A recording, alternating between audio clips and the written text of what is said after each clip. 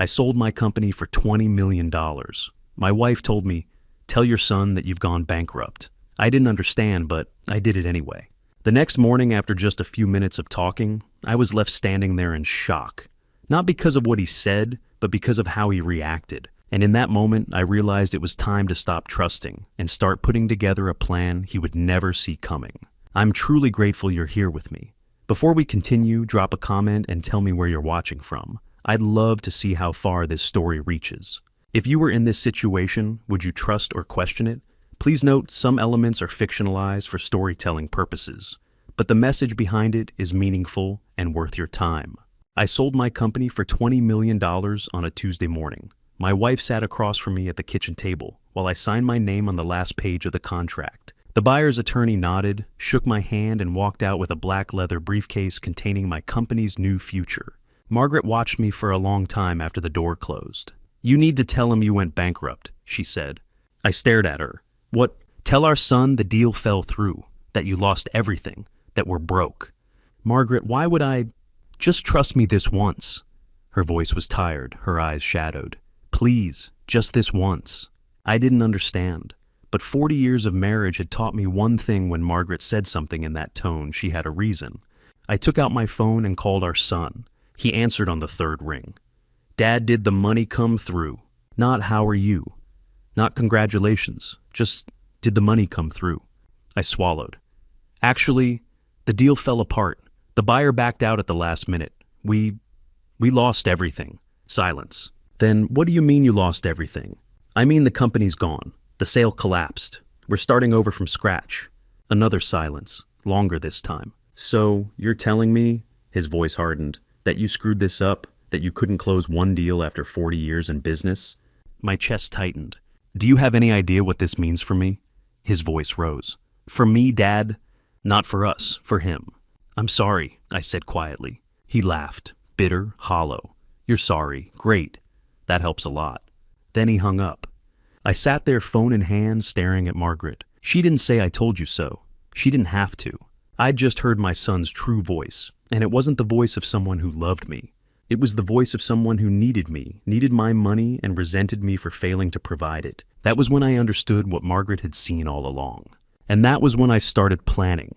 The doorbell rang at 7:15 the next morning. Too early for neighbors. Too early for deliveries. I walked to the front door and found two men standing on my porch. Both wore dark suits that didn't quite fit right, one too tight across the shoulders, one hanging loose on a thin frame. The broad-shouldered one smiled, but it didn't reach his eyes. Morning, he said. You Robert Chambers? I am. Can I help you? We're here about a financial matter, regarding your son. My stomach dropped. What about my son? The thin one pulled out his phone and held it up so I could see the screen. A loan agreement with my son's signature at the bottom. My home address listed under collateral. We represent a private lending service, the broad-shouldered man said. Your son borrowed $500,000 from our employer 6 months ago.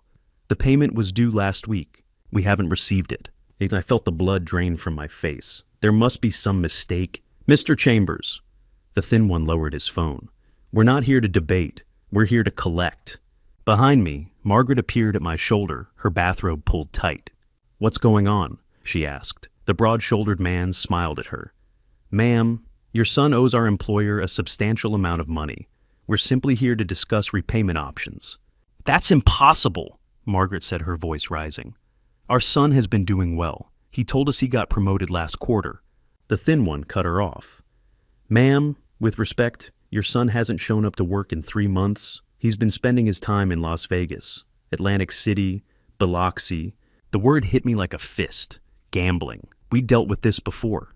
Small stuff. A few thousand here and there when he was younger. He'd come to us apologetic, promising it would never happen again.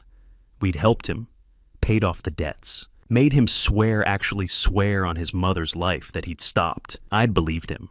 There's been a misunderstanding, I said, forcing my voice to stay level. I'll need to speak with my son before... You have 2 weeks, the broad-shouldered man interrupted. He pulled a card from his pocket and held it out to me. I didn't take it. He set it on the porch railing. After that, we start collecting in other ways. You understand what I mean by that? I understood perfectly. Now, before you think about calling the police, The thin one said, "You should understand something. Your son signed these papers willingly. He listed your home as collateral. Legally speaking, this is a civil matter. The authorities won't touch it." He paused. "But we're not bound by what's legal. We're bound by what's owed." Margaret's hand found my arm, her grip tight. The broad-shouldered man tipped his head almost polite. 2 weeks, Mr. Chambers. We'll be in touch." They walked back to a black sedan parked at the curb and drove away. I stood there staring at that business card on the railing. No name, just a phone number. Margaret pulled at my arm. "Robert, what just happened?" I picked up the card and walked back inside. My phone was still on the kitchen table next to a photograph the four of us taken 5 years ago on our back porch. I stared at it, my thumb hovering over the emergency call button. What would I even tell them? That my son had borrowed money from dangerous people. They'd say exactly what those men just said. It's a civil matter. Get a lawyer. By the time the courts got involved, those men would have already made good on their threat. And what threat exactly? They hadn't said the words. They didn't need to. Men like that didn't make house calls to have polite conversations. Margaret was crying now. "He promised us. He swore he'd stopped. He looked us in the eye and promised." "I know. War, so what do we do?" I set my phone down and picked up the photograph. My son's face smiled back at me from 5 years ago. I tried to remember the last time I'd seen him in person. 3 weeks, a month. He'd been vague when I asked about work, said everything was fine.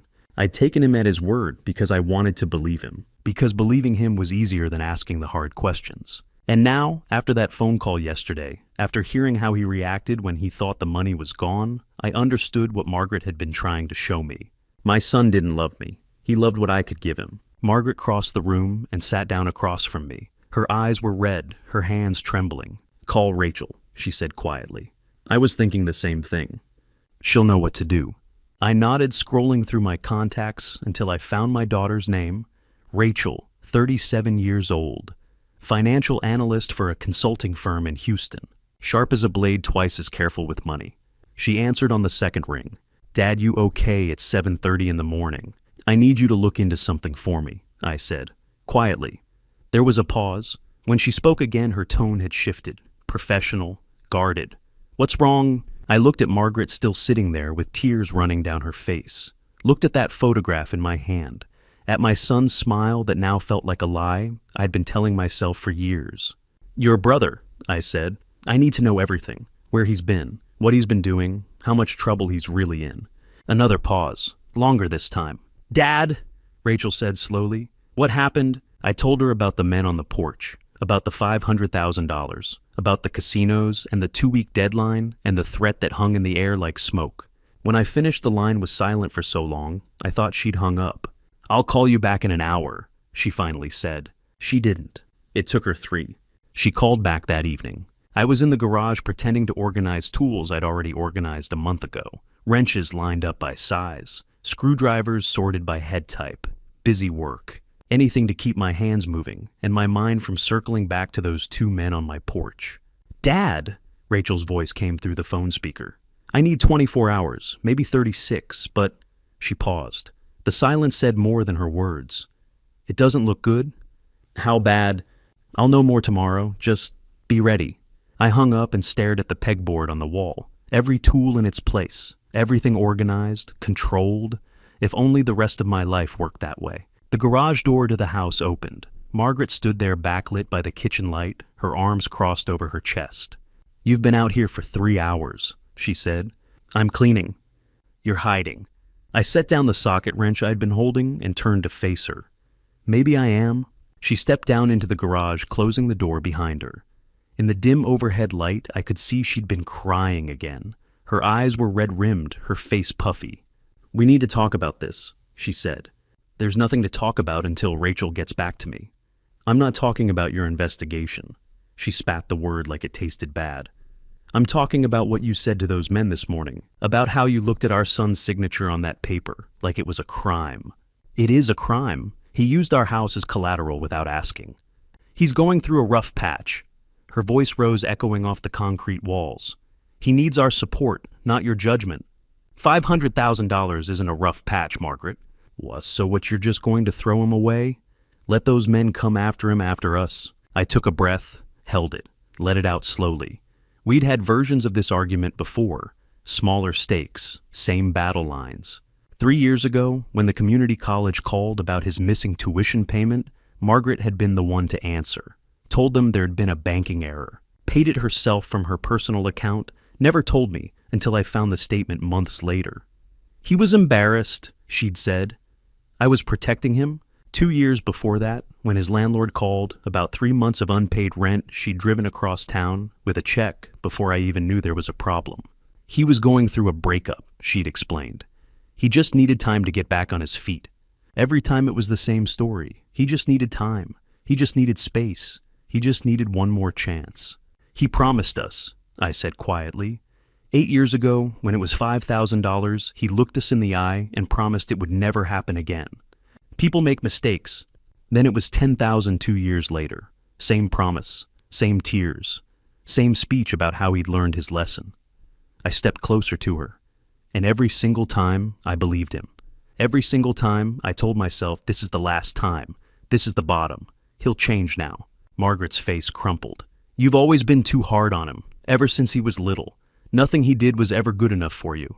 That landed like a punch because part of it was true. I'd pushed him, expected excellence, wanted him to have the drive that had built my company from nothing. But I'd also given him everything college tuition, a car seed money for 3 different business ventures that had all failed within a year. I gave him chances and I said, you gave him expectations. There's a difference. She wiped at her eyes with the back of her hand. He spent his whole childhood trying to measure up to you, trying to be Robert Chambers Jr. Do you know what that does to a kid? So, this is my fault. My voice came out harder than I meant it to. I pushed him too hard, so now he gambles away $500,000. I didn't say that. Then what are you saying? We stood there in the half-light of the garage, years of unspoken resentments hanging in the air between us. The truth was, we'd both enabled him. I'd written those first checks, paid off those first debts, told myself I was helping, told myself he'd learn. And Margaret had covered for him in ways I was only beginning to understand. Every missed payment, every unexplained absence, every lie that didn't quite add up, she'd smoothed it over, made excuses, built a safety net that kept him from ever hitting bottom. But there's a difference between $5,000 and $500,000. Between helping your son through a mistake and watching dangerous men show up at your door with threats hidden in polite words. I had to choose, I said finally. This morning, standing on that porch, I had to choose between enabling him into an early grave or forcing him to face what he's done. He's our son. I know who he is. That's what scares me. Margaret stared at me for a long moment. Then she turned and walked back into the house, leaving the door open behind her. I stood there in the garage, surrounded by my organized tools and my failing family, and wondered when everything had gotten so broken. My phone buzzed in my pocket, email notification. Rachel. I pulled it up my thumb, hovering over the message. The subject line read, "You need to see this. Now." I opened it. Her message was short, but every word felt like a hammer blow. Dad, I had to call in some favors to pull this. It's worse than we thought. Forwarding everything below. I'm sorry. Bank statements, credit reports, screenshots of online casino accounts. The words blurred together as I scrolled, but certain numbers jumped out like they were written in neon. Total revolving credit debt, $180,487. Cash advances dating back 24 months. Co-signer/reference. Robert Chambers listed on 7 accounts. Casino host notes. Player shows family backing. Father owns medical distribution company approved for extended credit lines. My stomach dropped. 7 accounts. He'd used my name, my credit, my reputation, my business as leverage to borrow money. Money he'd gambled away. I kept scrolling. Casino loyalty accounts. Player tier status. Comped hotel rooms in Vegas, Atlantic City, Biloxi.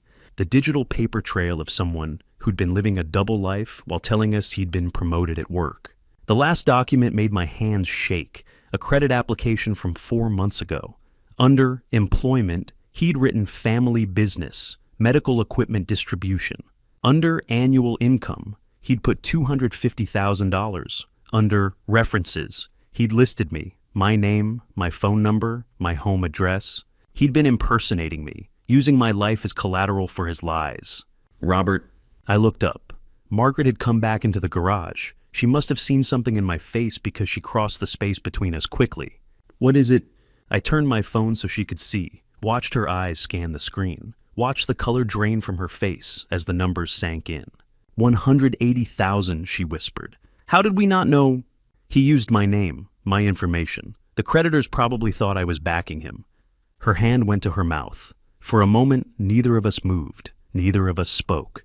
The garage felt suddenly too small, the air too thick. Then my phone started ringing in my hand, loud and insistent in the quiet. I looked at the screen.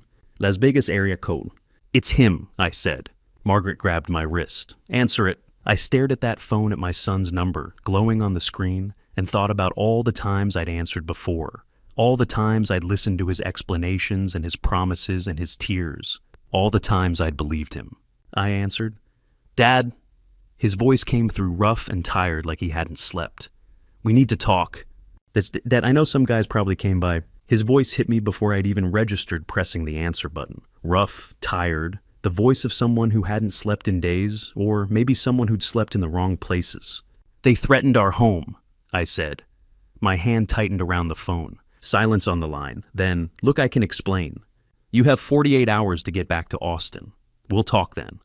And Dad, I just need a little more time. I'm up right now if I can just... The words hit me like ice water. I'm up right now. He was still gambling. Still sitting at some table somewhere, throwing away money. He didn't have money he'd borrowed against my name, my house, my life. At 48 hours, I said again. Or I call the police. You wouldn't... I hung up. Margaret's hand shot out and grabbed my wrist. You can't just order him around like an employee. I'm his father. That's exactly what I can do. He's a grown man. He's a grown man who just put our house up as collateral for $500,000 without asking us. That's not a man making his own choices. That's a boy making catastrophic mistakes. She let go of my wrist and stepped back, her face flushed with anger. You've always been like this, cold, controlling. No wonder he doesn't talk to us. He talks to us plenty when he needs money. The words came out harsher than I meant, but I couldn't take them back. Didn't want to. Margaret's face crumpled and she turned away, walking back into the house without another word. I stood there in the garage phone, still in my hand, wondering how we'd gotten here, how the family in that photograph, the one still sitting on my kitchen table, had fractured into this. The next morning, Rachel arrived. I heard her car pull into the driveway just after 8. When I opened the front door, she was already halfway up the walk, a leather messenger bag slung over her shoulder, and a cardboard file box balanced in her arms. She looked like me people always said. Same dark eyes, same serious mouth that didn't smile unless it meant it. She'd inherited my work ethic too, the kind that meant she'd driven 3 hours from Houston on a weeknight because I'd asked her to. Hey, Dad. She set the box down on the porch and hugged me, quick and tight. Where's Mom? Inside, still not talking to me. What else is new? She picked up the box again. We should sit down for this. We went to my study, a small room off the kitchen that I used for paperwork and bills. Rachel set the box on my desk and started pulling out folders, printed pages, highlighted sections, post-it notes marking key passages. I called in some favors, she said. Friend of mine works in risk assessment at a credit bureau. Another one does fraud investigation for a casino group. This isn't exactly legal what I'm showing you, so don't ask me how I got it. I nodded. How bad is it? She opened the first folder. Bank statements going back 2 years. My son's name at the top, but accounts I'd never heard of. 11 different casino loyalty accounts. 7 credit cards all maxed out. Cash advances that started small, 500 here, 1,000 there, and then grew. 3,000, 8,000, 15,000 in a single day. Total credit card debt is 180,000, Rachel said. Her voice was calm, clinical, the way she got when she was delivering bad news to clients. But that's just the revolving credit. There are personal loans too, 3 of them. He used your name as a reference on all of them. How is that even possible? He listed you as a co-signer. Put down your phone number, your address, your business name back when you still owned it. The lenders probably did a soft credit check, saw your history, and figured you were backing him. I stared at the pages. Rows of numbers, dates, transactions that painted a picture of someone spiraling out of control. There's more, Rachel said. She pulled out another folder. This one was thinner, but the pages inside made my stomach turn. Screenshots of online gambling accounts, high roller tier status. Casino host notes that read like a manual for how to exploit someone. Player represents family wealth. Father owns medical distribution company, approved for extended credit. He's been using your reputation, Rachel said quietly. Telling them you're rich now that you'll cover his debts. They're giving him credit lines based on your name. I couldn't speak, could barely breathe. My son hadn't just gambled away his own money. He'd weaponized my entire life, my business, my credit, my reputation to feed an addiction that was swallowing him whole. I also found these. Rachel slid 3 more pages across the desk.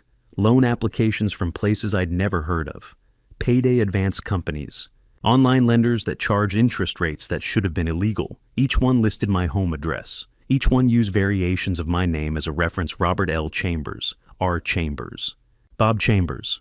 He's been creative, Rachel said, and careful. He spaces out the application so no single lender sees the full picture. But when you add it all together, $180,000, what I said, in credit card debt alone.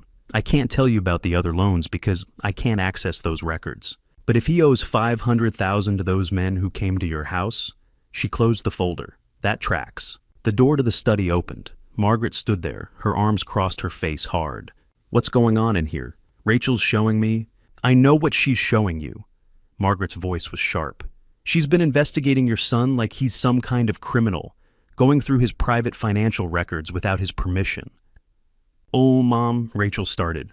Don't mom me. This is an invasion of his privacy. He's a grown man. He has rights. He used Dad's name to commit fraud, Rachel said. Her voice stayed calm, but I heard the steel underneath.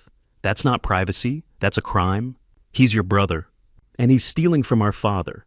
The two of them stared at each other across my desk. I sat there between them, feeling the weight of my family tearing itself apart in real time. Margaret's eyes filled with tears. You've both already made up your minds about him. You've decided he's some kind of monster, but he's not. He's sick. He needs help, not persecution. She turned and walked out. A moment later, I heard footsteps on the stairs. The guest room door slammed shut. Rachel and I sat in silence. I'm sorry, she said finally. Don't be. You're doing what I asked. Yeah, but... She gestured at the ceiling toward the sound of her mother crying. This is tearing everyone apart. It was already torn. I closed the folder in front of me. We just didn't want to see it. The next 2 days passed in a kind of cold war. Margaret stayed in the guest room, took her meals up there, spent hours on the phone with her sister, her voice a low murmur through the walls. Rachel stayed in town, working remotely from a coffee shop, checking in on me twice a day. My son didn't call, didn't text. The 48-hour deadline came and went. On the second night just after 11, my phone buzzed. A text message. Unknown number, but I knew who it was. I'm coming home, but you're not gonna like what I have to tell you. I stared at that message for a long time. Tried to imagine what could possibly be worse than what I already knew. Couldn't. The next morning, my phone rang at 7:15. Same time as 2 days ago. Same pit in my stomach. But this time, it wasn't my son. It was one of those men from my porch, the broad-shouldered one. I recognized his voice immediately. Mr. Chambers, just calling to follow up. I said 2 weeks. That was before your son missed another payment. We're adding interest now. The amount owed is $520,000. Clock's still ticking. He hung up before I could respond. I sat there at my kitchen table holding my phone, staring at that family photograph that suddenly felt like it had been taken in another lifetime. My son was still gambling, still borrowing, still spiraling, and I had no idea how deep the hole really went. They came back the next afternoon. I was in my study when I heard the doorbell. That same aggressive rhythm, 3 hard jabs. I walked to the front door already knowing who I'd find. The broad-shouldered one stood on my porch, alone this time. His partner must have been waiting in the car. Mr. Chambers. He didn't wait for an invitation, just held out his phone. My employer wants to speak with you. I took it, put it to my ear. Mr. Chambers. The voice on the other end was calm, almost friendly. The kind of calm that came from absolute confidence. I understand you recently came into some money. $20 million, I'm told. I'm not paying my son's debts. I respect that position. I do, but here's the reality. The voice didn't change tone, didn't rise or fall, just kept that same steady, reasonable cadence. Your son used your home as collateral, legally speaking, gray area. Practically speaking, I have men who don't care much about legal distinctions. They care about getting paid. Are you threatening me?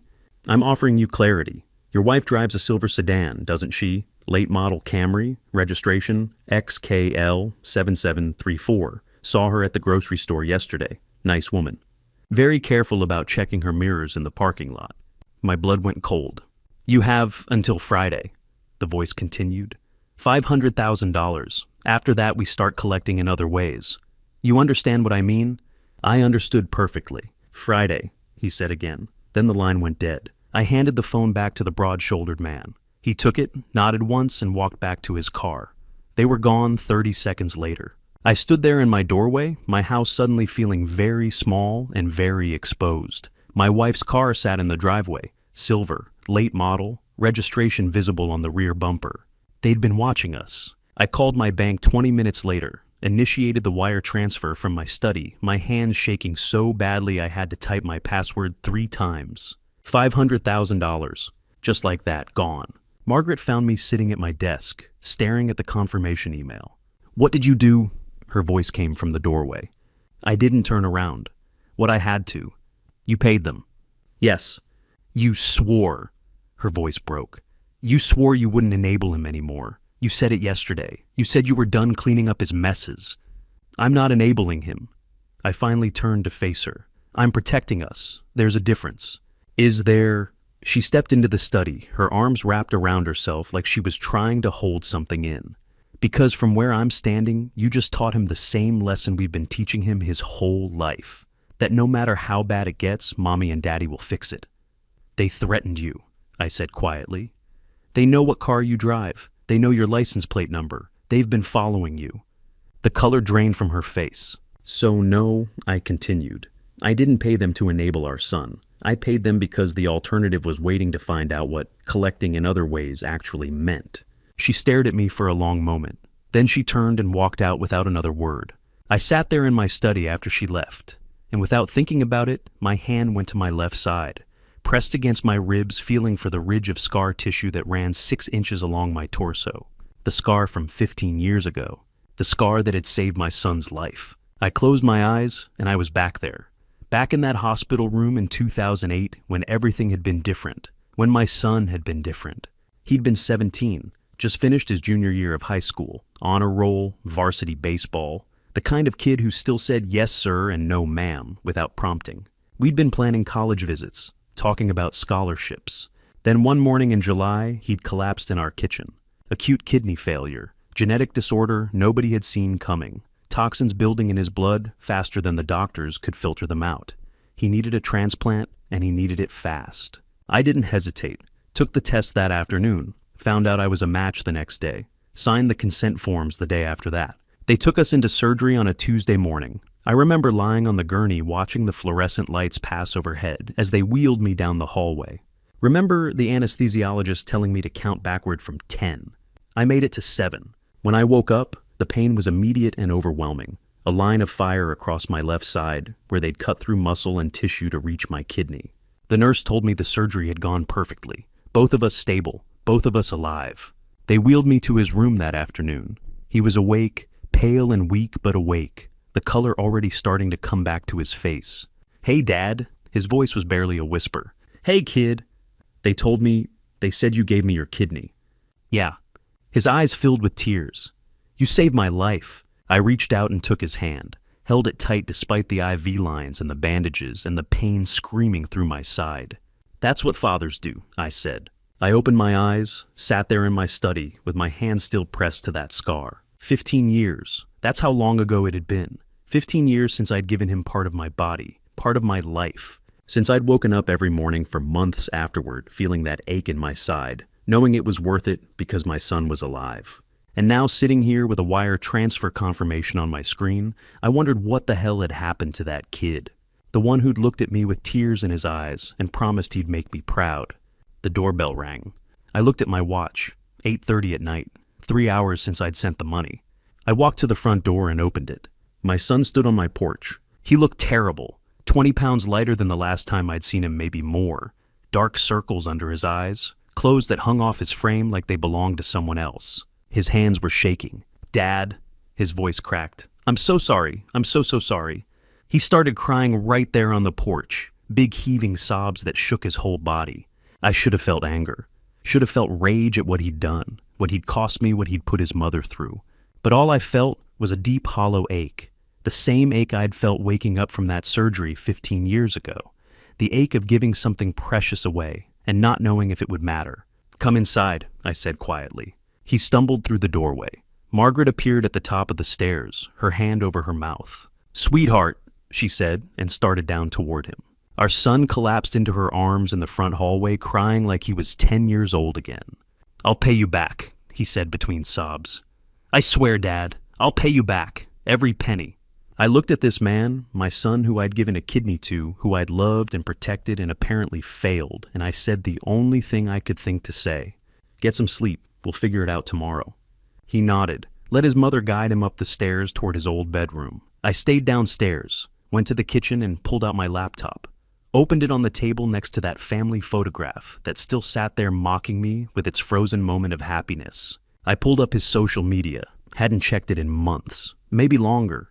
His page loaded, and there at the top of his feed, posted 2 hours ago, a photograph. My son standing at a craps table, chips stacked in front of him like towers, the Las Vegas Strip visible through the windows behind him. His arm around another man, I didn't recognize, both of them holding drinks, both of them grinning. The timestamp read 6:47 p.m., 2 hours ago, while I'd been sitting in my study staring at that wire transfer confirmation, while those men had still been threatening my wife, while I'd been pressing my hand against that scar and remembering a boy who'd promised to make me proud. I stared at that photo. My son was upstairs right now, supposedly asleep in his childhood bedroom. Unless he wasn't. Unless that wasn't him, I just let into my house.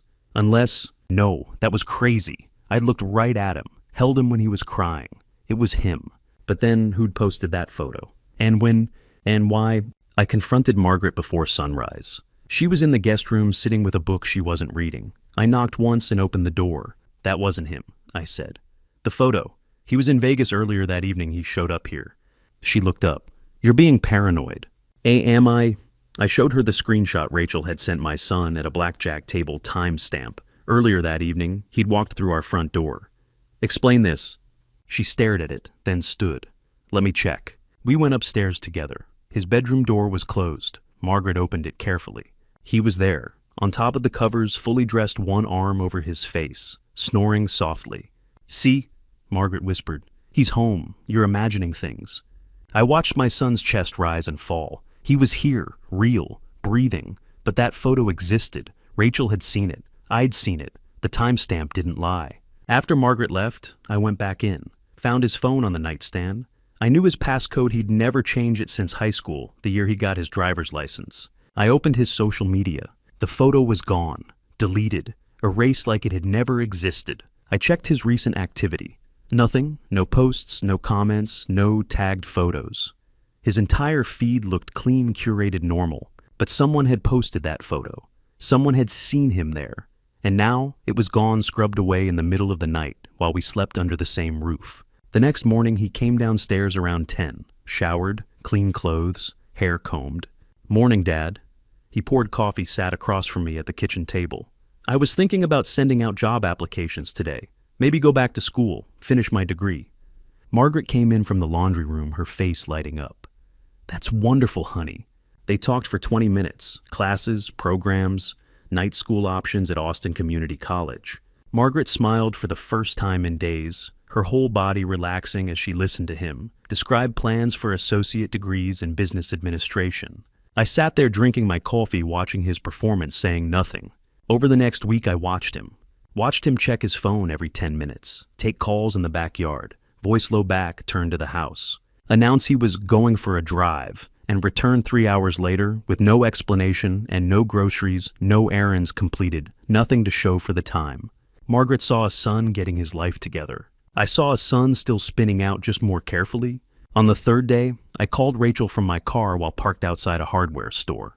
"Keep monitoring him," I said. She sighed on the other end.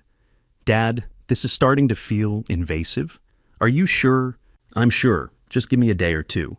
She called back on the 5th day. "He's gambling online," she said without preamble. I tracked his IP address through a contact at work. 3 new loans under fake names: Mark Johnson, David Miller, Chris Anderson. The total's about $60,000 across all 3 accounts. I sat in a grocery store parking lot, watching people push shopping carts toward their cars.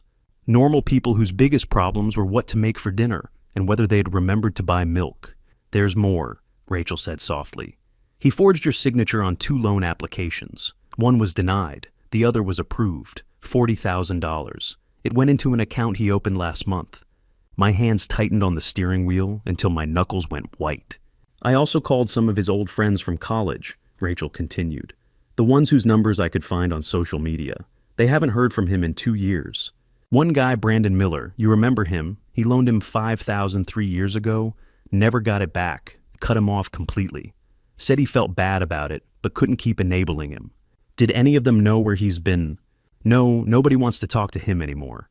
Dad, he's burned every bridge outside the family. We're all he's got left.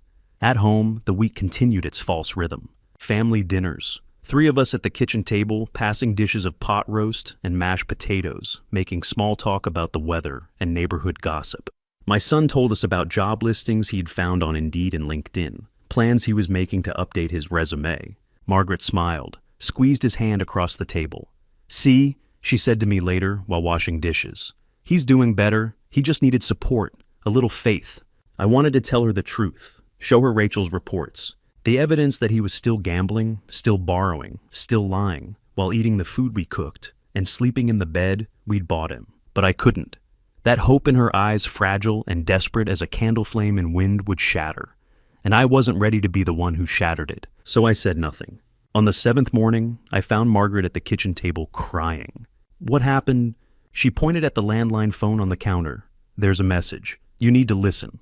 I played the voicemail. 3 men's voices layered and distorted, different from the men who'd come to the door. Harder, colder, no pretense of politeness. This message is for Robert Chambers. Your son owes our organization $1,200,000. He borrowed from us after you paid his previous debt to our competitors. He told us you were good for the full amount. We expect payment within 2 weeks. We don't negotiate. Click. I stood there, phone in hand, the words echoing in my skull. $1,200,000. After you paid his previous debt.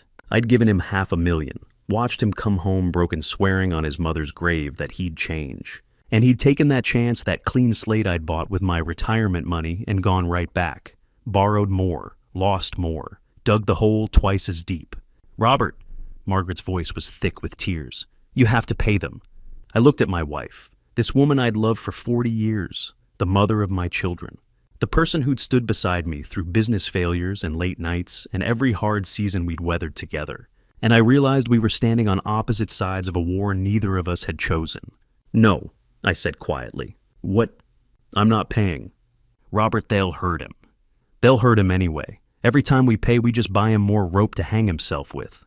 Don't you see that we're not helping? We're enabling. I see that you're willing to let our son face dangerous people because you're too stubborn to admit you might be wrong. I'm willing to let him face consequences for the first time in his life. Because if I don't, Margaret, he's going to end up gone, not from threats. From overdose or suicide or getting in too deep with people we can't protect him from. Margaret stared at me like I'd become a stranger. I can't believe you're saying this. I can't believe it took me this long to say it. She stood up her chair, scraping against tile. Then you do what you think is right, but don't ask me to watch while you abandon our son. She walked out. A minute later, I heard the guest room door close upstairs. I stood alone in the kitchen, that family photograph, still sitting on the table where I'd left it days ago, and thought about how far we'd fallen from the people in that picture. My phone buzzed. Unknown number. Romano sends his regards. Your son's debt is now $540,000. We're not as patient as the last guys. 2 weeks. After that, we start collecting from the family. I sat down heavily in the chair Margaret had just vacated. $1.4 million. My son had gambled away my $500,000 and borrowed almost 3 times that amount in less than a week. And I still had no idea how deep this hole really went. They came back on a Thursday afternoon. I was in the kitchen staring at the coffee maker, trying to convince myself that everything would somehow work itself out. Margaret had been gone for 3 days. The house felt hollow without her. Every room echoed with the arguments we'd had, the accusations, the silence that followed. Rachel had called that morning. She'd found more debts, smaller ones, scattered across payday loan sites and cash advance apps. Another $60,000, all under fake names. But none of it explained the men who'd shown up at my door 2 weeks earlier, the ones with the business card and the 2-week deadline. I heard the car pull into the driveway at 3:47 p.m. 3 men this time, not 2. I watched them through the kitchen window as they climbed out of a black Escalade. They moved differently than the first pair, heavier, more deliberate. The leader was a broad-shouldered man in his 50s, his suit tailored but his knuckles scarred. The other 2 flanked him like sentries. I opened the door before they could knock. "Mr. Chambers," the leader said. His voice was calm, almost polite. "We need to talk." "Who are you?" "My name doesn't matter. What matters is that your son owes my employer a substantial amount of money, and you've been avoiding our calls." I hadn't been avoiding anything. I'd thrown away their business card the day after they left. But I didn't say that. "How much?" He smiled, but it didn't reach his eyes. $540,000. The number hit me like a fist. I'd already paid $500,000 2 months ago. How could it be more? "That's not possible," I said. You paid the original loan," he interrupted. "This is what your son owes now. The original debt was $450,000. He's been making minimum payments barely, but the interest compounds at 20% per month. He missed 3 payments. The balance is now $540,000 and it's growing every day." I felt the air leave my lungs. 20% per month. "That's illegal," I said. "It's a private loan, Mr. Chambers. Your son signed a contract. He understood the terms." He pulled a folded document from his jacket. "See for yourself." I took the paper. It was a loan agreement dated 4 months earlier with my son's signature at the bottom. $450,000, principal 20% monthly interest compounding, no grace period. I don't have that kind of money. The man tilted his head, studying me. "We know about the sale of your company, $20 million. We're not asking for all of it, just what your son owes." My hands tightened on the doorframe. "Who told you about the sale?" "Your son talks when he's losing. He told people in Vegas that his father just sold a business for $20 million. Word gets around." Behind him, one of the other men shifted his weight, his jacket falling open just enough to reveal a gun holstered at his side. "I'm not paying," I said. The leader's smile faded. "Mr. Chambers, I don't think you understand the situation. This isn't a negotiation. Your son borrowed money from a very serious organization. If he doesn't pay, they'll collect in other ways. Then let them collect from him. They will, but first they'll collect from you." He pulled a folded envelope from his jacket and handed it to me. Inside were photographs, pictures of my house, my car, Rachel's apartment building in Houston. One photo showed Margaret getting into her sister's car. My blood ran cold. "These are just to show you that we know where everyone is," the man said. "We don't want trouble, Mr. Chambers. We just want our money." I stared at the photos, my hands shaking. "You're threatening my family. We're informing you. Your son made a choice. Now you have to make one." He leaned closer, his voice dropping. "It means your daughter might have an accident on her way home from work. It means your wife might not feel safe anymore. It means you might wake up one night and find that your house isn't as secure as you thought." My heart pounded. We wouldn't prefer to, but we will if we have to. This is business, Mr. Chambers, nothing personal." "I already made my decision. I'm not paying." The man's expression hardened. "Then you're making a mistake. You have 1 week, 7 days. After that, the interest goes to 30% per month, and we stop being polite. In 7 days, your son will owe $642,000. In 14 days, $834,000. The clock is ticking." He turned and walked back to the Escalade. The other 2 followed their eyes, never leaving me. I stood in the doorway, watching them drive away, the envelope still in my hand. I called Rachel as soon as they were gone. "They came back," I said. "What, who?"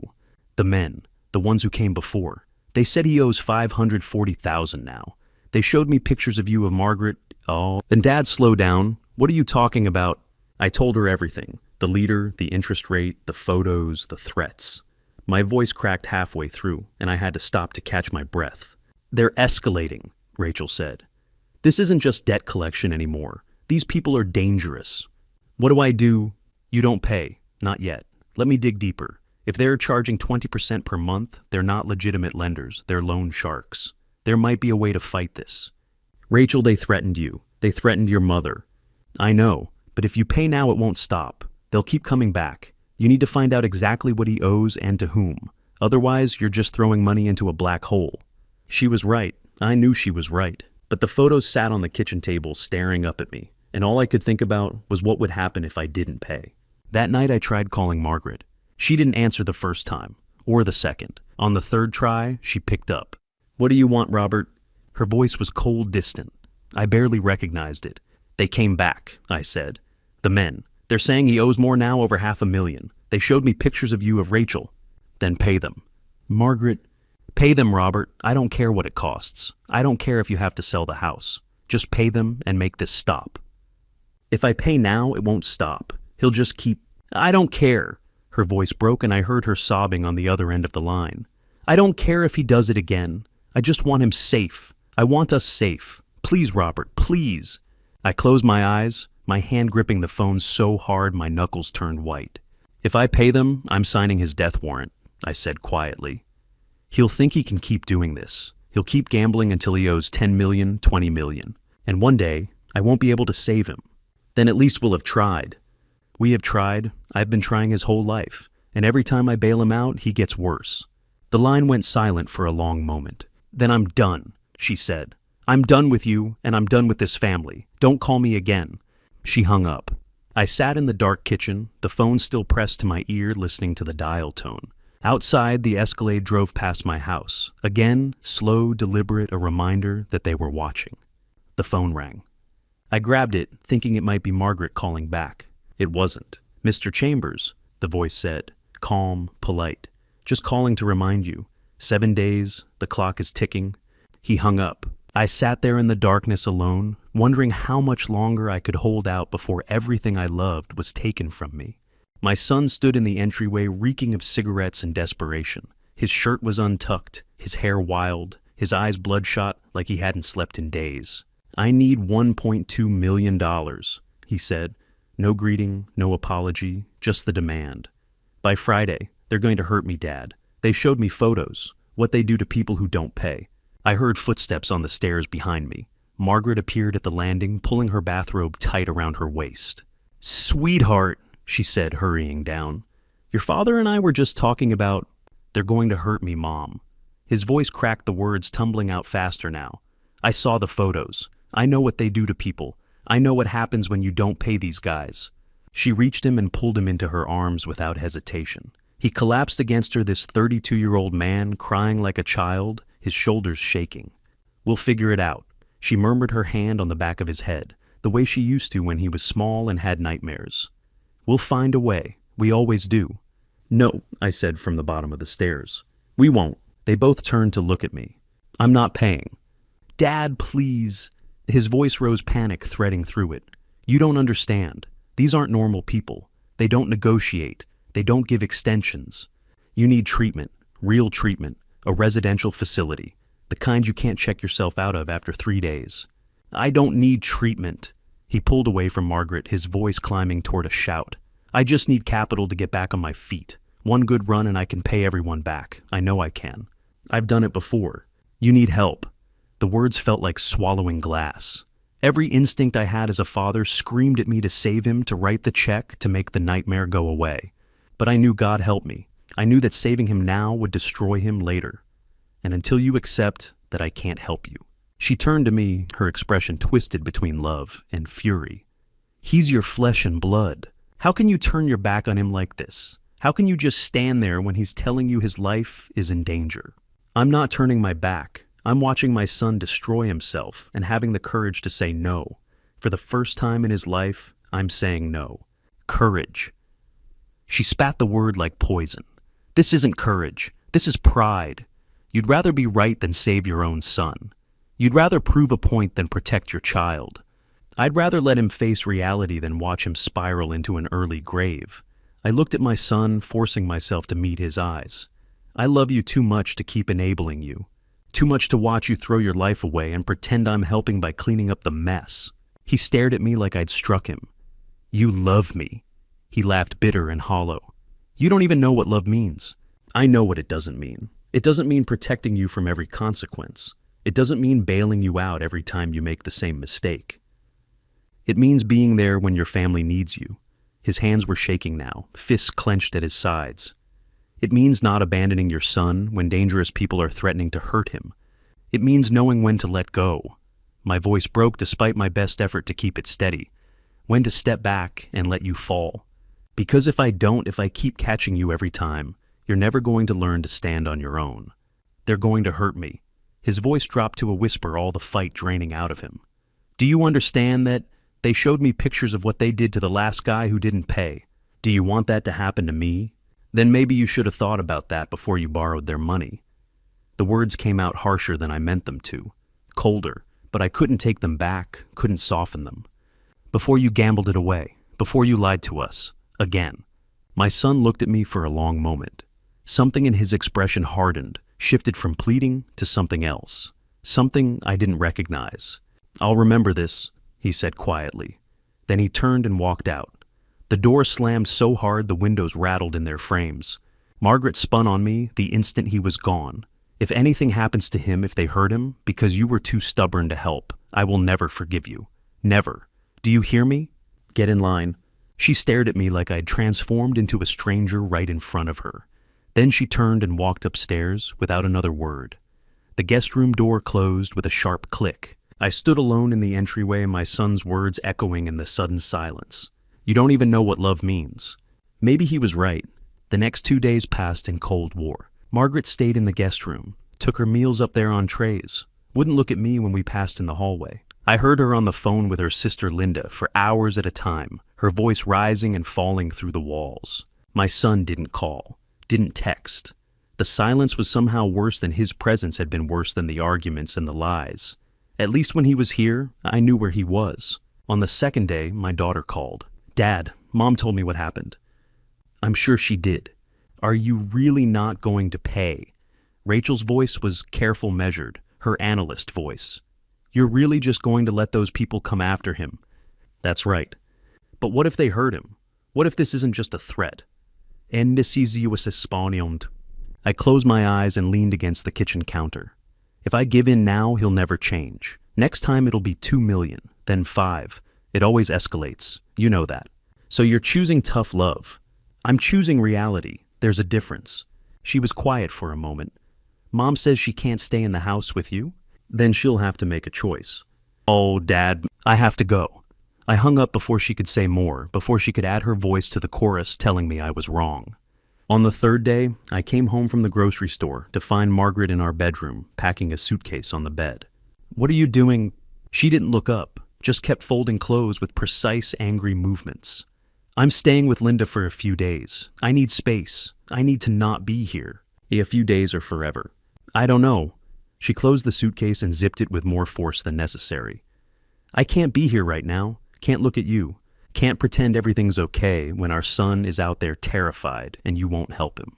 I am helping him by not—" "Stop." She held up a hand, finally looking at me. Her eyes were red. "I don't want to hear it. I don't want to hear your justifications or your logic. He's in danger, real danger. And you have the money to fix it. That's all that matters to me right now." She picked up the suitcase and walked past me toward the door. "If you leave," I said to her back, "you're choosing him over us, over 40 years of marriage." She stopped in the doorway, didn't turn around. "No," she said quietly. "I'm choosing not to watch you destroy what's left of our family. There's a difference." Then she was gone. I heard her footsteps on the stairs, heard the front door open and close, heard her car start in the driveway and pull away. The house felt enormous suddenly, empty in a way it had never been before. I went back to the kitchen. That family photograph was still sitting on the table where I had left it days ago. 4 of us smiling at a camera, frozen in a moment that felt like it belonged to different people entirely. I picked it up and studied our faces, tried to remember when we'd taken it, tried to remember what that happiness had felt like, if it had ever been real, or just another comfortable lie we'd told ourselves. Couldn't. My phone buzzed on the counter. Unknown number. "Tick-tock, Mr. Chambers. Your wife made the right choice. Maybe you should too. Friday's coming fast." I deleted the message and sat down at the empty table in my empty house, waiting for whatever came next. "If you're still here, tell me, would you pay the $1.4 million to save your son, or refuse and let him face the consequences? Comment 1 and your answer. Quick note, some details ahead are dramatized for storytelling. You can stop here or stay to see how dark this really gets. I woke to the sound of breaking glass. For a moment, I thought I was dreaming. The clock on my nightstand read 2:17 a.m. The house was dark, silent, except for the faint hum of the refrigerator downstairs. Then I heard footsteps, heavy, deliberate, moving through the living room. I sat up, my heart pounding. Margaret was at her sister's. Rachel was in Houston. I was alone. The footsteps stopped at the bottom of the stairs. Then they started climbing. I reached for my phone, but before I could dial 911, my bedroom door burst open. 3 men filled the doorway silhouettes against the dim light from the hallway. The leader, the same broad-shouldered man from before, stepped inside. "Mr. Chambers," he said. His voice was calm, but his eyes were hard. "We need to have a conversation. Get out of my house." "We will, as soon as you understand what you're dealing with." He flicked on the light. The other 2 men moved to either side of the door, blocking my exit. One of them carried a manila folder. "Your son's debt isn't just about gambling anymore," the leader said. He nodded to the man with the folder, who stepped forward and dropped it on my bed. Papers spilled out, printed emails, bank statements, wire transfer receipts. I picked one up with shaking hands. The header read, Chambers Medical Ventures, LLC. My name, my address, my face on a company logo I'd never seen before. "What is this?" I whispered. "Your son's other business," the leader said. "The one he's been running while losing our money at blackjack tables. He's been telling people you're launching a new medical equipment company, promising 15 to 20% returns. People believed him because they know your name. They trust you." I stared at the documents. There were emails, dozens of them sent from an address that looked like mine, but wasn't. Investment agreements with signatures I didn't recognize. Promotional materials featuring stock photos of medical equipment and testimonials from satisfied investors. "This is fake," I said. "I didn't." "We know you didn't. But your son used your name, your reputation, your connections. He registered the company at this address. He built a website with your bio. He even forged your signature on endorsement letters." He pulled out another document and held it up. It was a letter on fake company letterhead, signed with my name. The signature looked almost perfect. I recognized the way my son had practiced copying it years ago. "How much?" I asked, my voice barely audible. "Enough to destroy you," the leader said. "Wire fraud across state lines is a federal offense, Mr. Chambers. Identity theft, forgery. When the victims realize they've been scammed, and they will, the FBI is going to come knocking on your door. Not his, yours. Because it's your name on everything." I felt the room tilt. "I didn't know. I had nothing to do with this." "Doesn't matter. The evidence says otherwise. Your name, your address, your signature. You think the FBI is going to believe you had no idea your son was running $1 million scam out of your house? Sakto. Orikisik freskil. $1 million. At least," he interrupted. "Maybe more. We don't know the full extent yet. But we know enough to understand that your son isn't just in debt to us anymore. He's a federal fugitive waiting to happen." The man with the folder pulled out more documents, wire transfers showing money moving through accounts I'd never heard of. Shell companies, offshore accounts, casinos in Vegas, Macau, Atlantic City. "Here's what's going to happen," the leader said. "The people your son stole from are going to figure it out. They're going to file police reports. The FBI is going to investigate. And when they do, they're going to find a paper trail that leads straight to you, unless you do something about it." "Like what?" "Repay the victims, all of them. Make the problem go away before it becomes a federal case." "I don't even know how much he stole." "Then you'd better figure it out. Fast." He turned toward the door, then paused. "Oh, and Mr. Chambers, the $540,000 your son owes us, that deadline still stands. 1 week. You've got 7 days to pay us, and however long it takes the FBI to connect the dots. I'd say you're running out of time." The 3 men left as quickly as they'd come. I heard them walk down the stairs through the living room, out the front door. A moment later, the Escalade's engine roared to life, and they were gone. I sat on my bed, surrounded by papers, staring at the documents that proved my son had stolen my identity and used it to defraud God knows how many people. I picked up my phone and called Rachel. She answered on the 3rd ring, her voice groggy. "Dad, it's 2:30 in the morning. They broke into the house," I said. "The men. They brought documents. Rachel, he's been running an investment scam, using my name." There was a long pause. "I'm on my way," she said. Rachel arrived at dawn. She spread the documents across the kitchen table, her laptop open beside her, cross-referencing names and numbers. I made coffee but couldn't drink it. My hands were shaking too badly. "This is bad, Dad," she said after an hour. "Really bad." "How bad?" "I'm seeing wire transfers to offshore accounts, shell companies. A fake website that's been live for 6 months. If even half of these investment agreements are real, he's stolen hundreds of thousands of dollars. How do we find out who the victims are? I can trace some of the bank accounts, but it'll take time. And once I start digging, there's a chance someone will notice. If the FBI is already investigating, they're not yet, but they will be. Rachel looked up at me. What are you going to do? I don't know. I stared at the papers spread across the table. My name, my signature, my reputation built over 40 years now weaponized by my own son. You need to call Gordon Blake, Rachel said. Today, before this gets any worse. And tell him what? That my son committed wire fraud using my identity. That I'm potentially liable for $1 million in losses. Estolped. Yes, exactly that. Because if you don't get ahead of this, the FBI is going to assume you were complicit. I closed my eyes. In one night, my son had gone from a gambling addict with a debt problem to a federal criminal. And he dragged me down with him. I'll find out how much he stole, I said quietly. Find out who the victims are. I'll call Gordon and figure out what we do next. Rachel nodded and went back to her laptop. I walked to the window and looked out at the empty driveway. The sun was rising, painting the sky in shades of orange and pink. It should have been beautiful. Instead, all I could think about was the ticking clock. 7 days until the loan sharks escalated. Weeks, maybe days, until the FBI got involved. And somewhere in Vegas, my son was probably still gambling, unaware that his house of cards was about to collapse. The email arrived at 6:23 a.m., 3 hours after the men left. I hadn't slept. I'd spent the past 3 hours staring at the documents they'd thrown on my bed, printed emails, wire transfers, a fake company website with my face on it. Chambers Medical Ventures. My name, my reputation, my signature forged. Rachel's subject line read, I found the full paper trail. Call me now. I called. Dad, she said, her voice tight. The men who broke into your house, they were telling the truth. I've spent all night tracking the money. It's worse than we thought. My stomach dropped. Part of me had hoped the documents were fake, some elaborate scare tactic. But Rachel's voice told me everything I needed to know. How bad, I asked. The $780,000, 13 victims, federal wire fraud charges.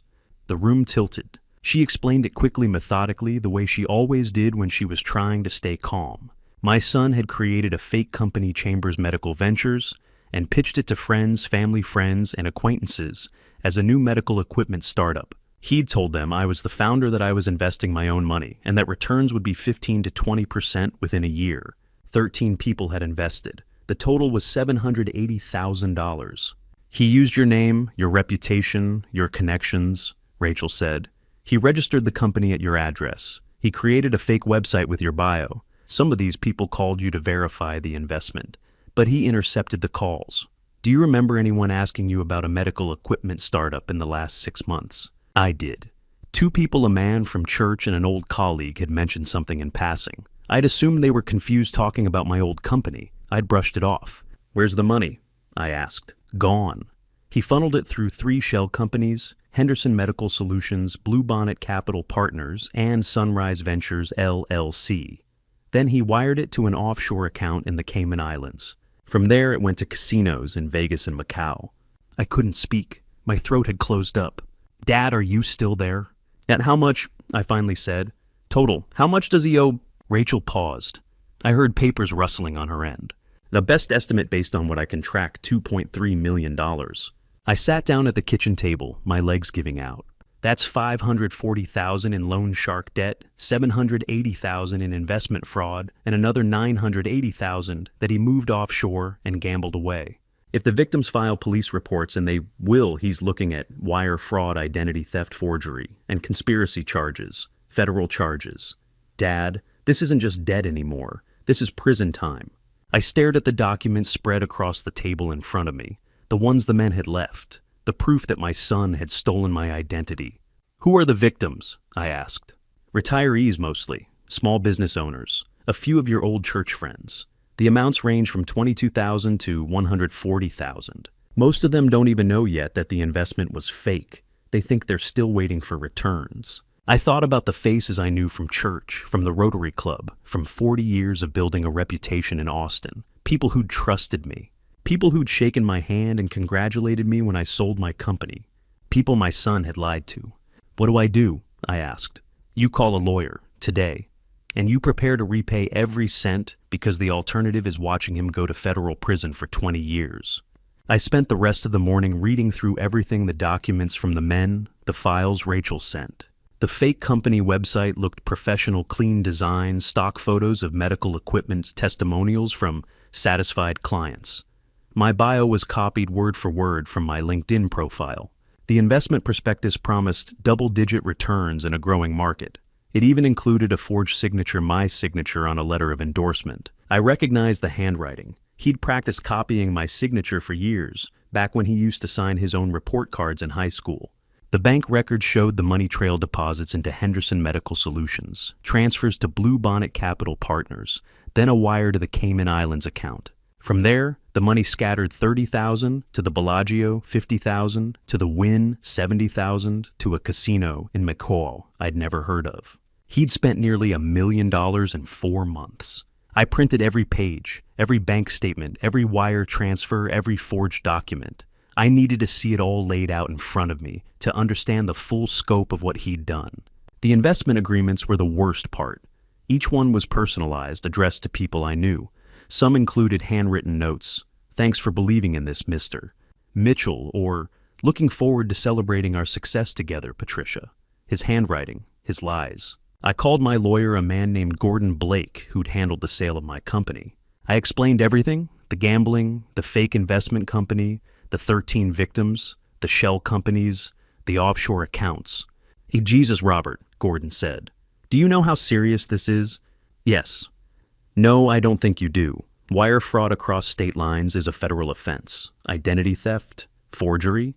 If the victims press charges, and they will, your son is looking at 15 to 20 years in federal prison, minimum. What if I repay them, all of them? Gordon paused. It might help. Judges look favorably on restitution, but it won't make the charges go away. The U.S. Attorney's office doesn't care if the victims get their money back. They care about prosecuting fraud. They want to make examples of people like your son. So what do? You repay every victim. You document every payment. You hire a criminal defense attorney for your son. And you prepare for the possibility that he's going to prison anyway. Robert, even with full restitution, he's committed multiple federal crimes. The evidence is overwhelming. And how long do I have? Once the victims realize they've been defrauded, they'll file police reports. Once that happens, the FBI gets involved. You probably have a few weeks, maybe a month. But the clock is ticking. I hung up and stared at the spreadsheet Rachel had sent. Financial summary as of October 2025. Loan shark debt, Romano, $540,000, investment fraud, 13 victims, $780,000. Offshore gambling losses, $980,000. Total documented losses, $2,300,000, $2.3 million. I had $20 million from the sale of my company. I could cover it, barely. But that wasn't the point. The point was that my son had destroyed 13 family savings, forged my name, and gambled away nearly $1 million, and he hadn't stopped. Even now, somewhere in Vegas, he was probably sitting at a blackjack table betting money he didn't have, thinking I would bail him out again. I called him. He didn't answer. I called again. Still nothing. I left a voicemail. I know about the investment scam. I know about the shell companies, the Cayman account, the forgery. I know about all of it. Call me back. He didn't. That night, I sat alone in the dark house, the financial documents spread across the kitchen table. Margaret was still at her sister's. Rachel was in Houston. My son was in Vegas. I pulled up the list of victims Rachel had sent. 13 names, 13 amounts, 13 families who'd trusted the Chamber's name. Patricia Hernandez, widow, age 73, $65,000, her husband's life insurance. Robert Mitchell, retired teacher, age 67, $40,000, his grandson's college fund. Susan Wright, Michael's mother, $55,000, her retirement savings. I stared at the names until they blurred. These weren't just numbers on a spreadsheet. They were real people, people who'd worked their entire lives for that money, people who'd trusted me. I couldn't save my son from this, but I could save them. I opened my laptop and began drafting checks. I called the bank manager immediately. David, this is Robert Chambers. I just received an alert about a $2.5 million transfer to the Cayman Islands. I did not authorize that transaction. There was a pause on the other end. Mr. Chambers, we have a power of attorney on file for you. It was notarized last month. Your son presented it this morning when he initiated the transfer. I never signed a power of attorney, I said. My voice was louder than I intended. Stop that transfer, right now. Let me put you on hold. 5 minutes of silence. Then David came back on the line. We've frozen the transaction, but Mr. Chambers, the documentation looks legitimate. We'll need to investigate. I'm going to recommend you come in and review the paperwork in person. I grabbed my keys and drove to the bank. David met me in a small conference room and slid a folder across the table. Inside was a power of attorney document 3 pages long, granting my son full access to all my accounts. The signature at the bottom looked exactly like mine. The same looping R, the same slant, the same pressure on the pen. At the bottom was a notary seal, Kevin Wright, Notary Public, Round Rock, Texas. Date October 12th, 2023. This isn't my signature, I said. David frowned. Mr. Chambers, it's a very good forgery if it is. We've processed dozens of transactions with your signature. This one matches. Yet I stared at the notary seal. I'm going to Round Rock. The address listed on the notary stamp led me to a small office park 20 minutes north of Austin. The office was cramped, cheap furniture, peeling paint, a single desk with a laptop. A young man sat behind the desk, maybe 24 years old, wearing a wrinkled dress shirt. He looked up when I walked in. Can I help you? Are you Kevin Wright? Yeah, who's asking? I set the power of attorney document on his desk. You notarized this last month. He glanced at the paper, then back at me. His face went pale. Oh God, you notarized a forged document, I said. You stamped a fake signature and let my son walk out of here with legal authority over $2.5 million. He paid me $500 cash, Kevin stammered. He said it was a family matter. He said his dad had dementia and needed help managing his finances. He said he just needed the stamp. I didn't think... Did you check his ID? He showed me a driver's license. My driver's license, I said. The one he stole from my wallet 3 months ago. Kevin's hands were shaking. I'm sorry. I didn't know. He seemed legitimate. I turned and walked out without another word. In the parking lot, I called Rachel. Check your trust fund, I said. The one for your daughters. What, why? Just check it. 10 minutes later, my phone rang. Rachel's voice was shaking. Dad, it's gone. $200,000, withdrawn 2 days ago. A cashier's check made out to Palace Casino, Las Vegas. I closed my eyes. The education fund for my granddaughters. Gone. I sat in my car outside Kevin Wright's office and pulled out a piece of paper. I needed to see the numbers. All of them. $500,000 to the first creditors. Paid in full 3 weeks ago. $1.4 million to Romano. Negotiated down to $900,000 after I agreed to pay in cash within 72 hours. Paid. $780,000 to the fraud victims. Still owed. I'd promised to repay every cent.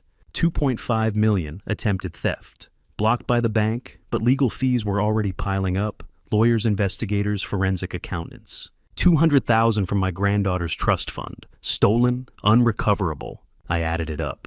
The actual damage money already paid or stolen was close to $2.4 million. Nearly half of what I'd received from selling my company. And my son was still out there. The phone rang. I almost didn't answer, but I recognized the number, Margaret's sister's house. Hello? I just talked to our daughter, Margaret said. Her voice was tight, controlled. Tell me it's not true. It's true. There was a long silence. What are you going to do? I'm going to find him, I said. And then I'm calling the FBI. He's your son.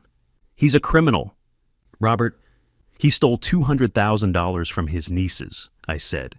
He forged my signature. He used my name to defraud 13 people. He's not a son anymore, Margaret. He's a criminal, and I'm not going to protect him. The line went dead. I sat in the parking lot for another minute, staring at the numbers on the piece of paper. $2.4 million, 43 years of work, gone. I called Rachel. Where would he go? I asked. I don't know, Dad. He's burned every bridge he had. No friends left. No money, no... Think. She was quiet for a moment.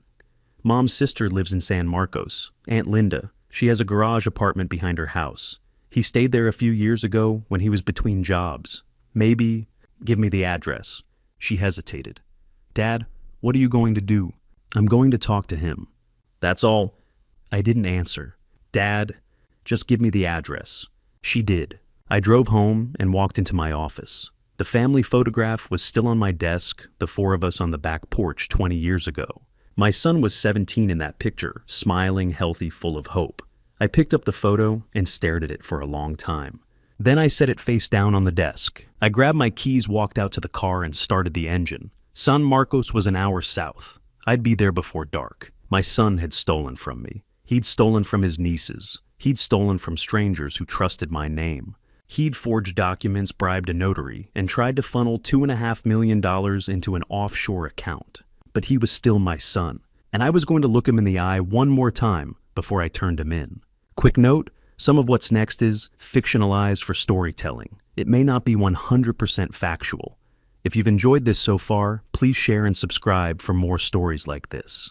If this isn't your thing, feel free to stop here. No hard feelings. But if you're ready for what comes next, let's continue. I found him 3 days later. Rachel had tracked his phone to a motel in San Marcos, 45 minutes south of Austin. A cheap place off E35, the kind with peeling paint and hourly rates. I drove there alone without telling Margaret, without calling the police. I needed to look him in the eye. I needed to hear him explain how he'd stolen my identity, forged my signature, and defrauded 13 people while sleeping under my roof and eating food I'd paid for. The motel clerk barely looked up when I asked for his room number. Room 23, upstairs end of the hall. I climbed the exterior staircase, my heart pounding. The door to room 23 was ajar. I pushed it open. He was sitting on the bed staring at his phone. The room smelled like cigarettes and stale pizza. Empty beer bottles lined the nightstand. He looked up when I walked in. For a moment, neither of us moved. "Hi, Dad," he said quietly. "Pack your things. You're coming home." "I can't." "Yes, you can. We're going to figure this out. We're going to call the FBI, hire a lawyer, make restitution." "Dad, you don't understand. I can't go home because they'll find me there. Romano's people. They know where you live. They know where Rachel lives. If I go back, they'll come after all of you. So, you're just going to hide in a motel room. Later it's the store. I'm going to disappear, change my name, go to Mexico, start over." I stared at him.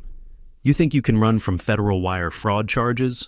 His face went pale. "What?" "I know about Chambers' medical ventures. I know about the 13 victims, the shell companies, the Cayman Islands account. The FBI is going to be looking for you within a week. You can't run from that." He stood up, his hands shaking. "How did you—" "Rachel tracked everything. Every wire transfer, every forged signature, every lie you told. I've already started repaying the victims. All of them. $780,000. He sank back down onto the bed. "Dad, I'm sorry. I didn't mean for it to go this far. I thought I could win it back. You thought you could steal from people who trusted me and I'd never find out. I thought I could fix it before anyone got hurt. 13 families are hurt. My reputation is destroyed. Your mother won't speak to me because I refuse to keep enabling you, and you're sitting here planning to run to Mexico like a coward. Okay, what else am I supposed to do? Turn myself in? Go to prison for 20 years? Yes." He looked at me like I'd slapped him. "You want me to go to prison? I want you to face consequences, for once in your life. Because if you don't, you'll keep running, keep lying, keep destroying everything you touch until there's nothing left. I'm your son. I know, and I'd give anything to save you, but I can't save you from yourself." My phone buzzed. I pulled it out. "Rachel, Dad, I just got a fraud alert on my bank account. Someone tried to access Sarah and Emma's college fund. $75,000. The IP address traces to San Marcos." I read the message twice. Then I looked at my son. "Did you try to steal from your nieces?" His face went white. "Did you try to take Sarah and Emma's college money?" "Dad, I was desperate. I was going to pay it back. I didn't hear the rest. The room spun. My 15-year-old granddaughter, my 13-year-old granddaughter. Their college fund money Rachel had been saving for years. He'd tried to steal from them. Get out," I said quietly. "Yes, Dad, get out of this room. Get in your car and drive as far away from my family as you can. Because if you come near my grandchildren, I will call the police myself." "Dad, please." The door burst open. 3 men in FBI jackets filled the doorway. Behind them, I saw Rachel standing in the parking lot, her phone pressed to her ear. "Ethan Chambers," the lead agent said. "FBI, you're under arrest for wire fraud, identity theft, and conspiracy to commit fraud." They move fast. handcuffs, Miranda rights. My son's face pale and terrified, looking at me like I could still save him. I didn't move. They let him out, down the stairs, into the back of an unmarked sedan. Rachel walked over to me. "I called them," she said. "After I saw the alert on the college fund. I couldn't let him do this anymore, Dad. I'm sorry. Don't apologize. You did the right thing." We stood in the parking lot, watching the FBI car drive away. My phone rang. "Margaret," I answered. "Robert?" Her voice was hollow. "Rachel called me. She told me about Sarah and Emma, about the college fund. I know. He tried to steal from his own nieces, from our grandchildren. I know." The line went silent for a long moment. "I was wrong," Margaret whispered.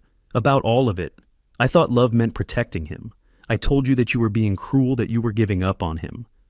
And while I was telling you that he was trying to steal from our grandchildren, Margaret, don't. I need to say this.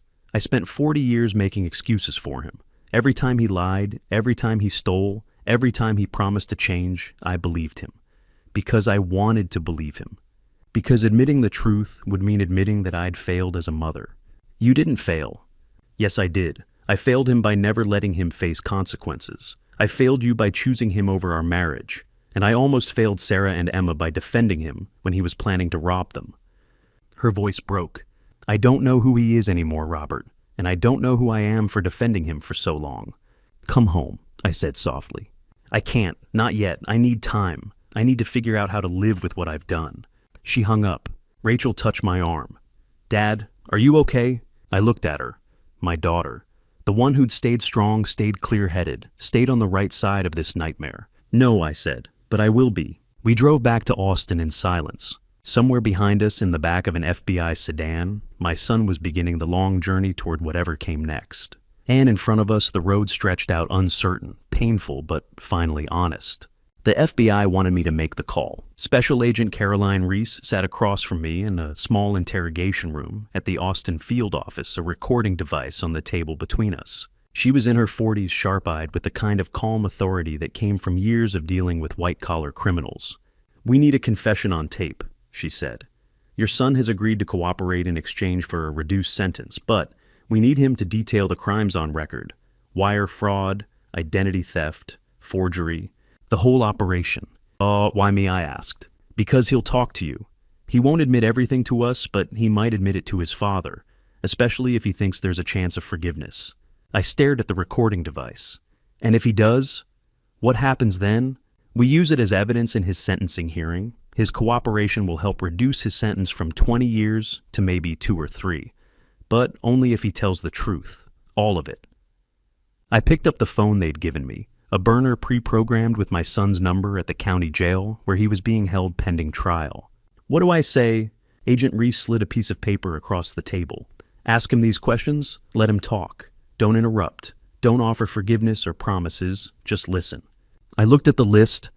"How did you create Chambers Medical Ventures? Who did you defraud, and how much did you take from each person? How did you forge my signature? Where did the money go? Did anyone help you?" My hands shook as I dialed. He answered on the second ring. "Dad!" "Hi. I didn't think you'd call." "The FBI wants us to talk. They're recording this. Do you understand?" A pause.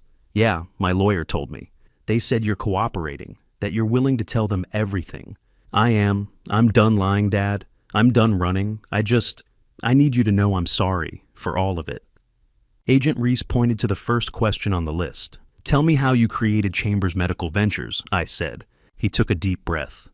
"I started about 8 months ago. I was in Vegas and I'd lost everything. I owed Romano $300,000 and I had no way to pay. So I thought, if I could just get a little seed money, I could win it back, double it, pay everyone off, and no one would ever know." "So you created a fake company?" "Yeah. I bought a domain name, hired someone on Fiverr to build a website. I copied your bio from LinkedIn. I used stock photos. I made it look real. And the investors? I started with people I knew from church, people who knew you, people who trusted the Chambers name. I told them you were launching a new medical equipment company that you were looking for, early investors that returns would be 15 to 20%. How many people? 13. Who? He listed them, every name, every amount. Patricia Hernandez, $65,000. Robert Mitchell, $40,000. Susan Wright, 55,000. On and on until all 13 names were spoken aloud into the recording device. And you forged my signature, I said. Yeah, on endorsement letters, on the investment prospectuses. I'd been practicing your signature since I was a kid. It wasn't hard. Where did the money go? The shell companies first. Henderson Medical Solutions, Blue Bonnet Capital, Partners, Sunrise Ventures. Then, I wired it offshore to the Cayman Islands. From there, I moved it to casinos. Vegas, Macau, Atlantic City. I thought if I could just hit one big win, I could pay everyone back and make it disappear. But you didn't win. No, I lost almost all of it. $980,000 in 4 months. Agent Reese pointed to the last question. Did anyone help you? I asked. No, it was just me. I did it all alone. The line went quiet. Dad, he said softly. Are you still there? I'm here. Do you hate me? I closed my eyes. No. Do you forgive me? I thought about Margaret alone at her sister's house, trying to reconcile the son she'd loved with the man who'd tried to steal from his own nieces. I thought about the 13 families whose savings he'd destroyed. I thought about Rachel standing in that parking lot in San Marcos, making the hardest call of her life. I don't know, I said honestly. Maybe someday, but not today. Okay, his voice was small, childlike. I understand. Is there anything else you want to say? Anything you haven't told them? Just thank you for paying back the victims, for not letting them lose everything because of me. I know it doesn't fix what I did, but thank you. I looked at Agent Reese. She nodded and made a cutting motion across her throat. Enough. That I have to go, I said. Okay, Dad. Yeah. I'm sorry. I know I've said it before, but I mean it this time. I'm really, really sorry. I know. I hung up. Agent Reese stopped the recording. That was good. Really good. We have everything we need. What happens now? We use this in his sentencing hearing. With full restitution and his cooperation, he's looking at 2 years in federal prison, followed by supervised release.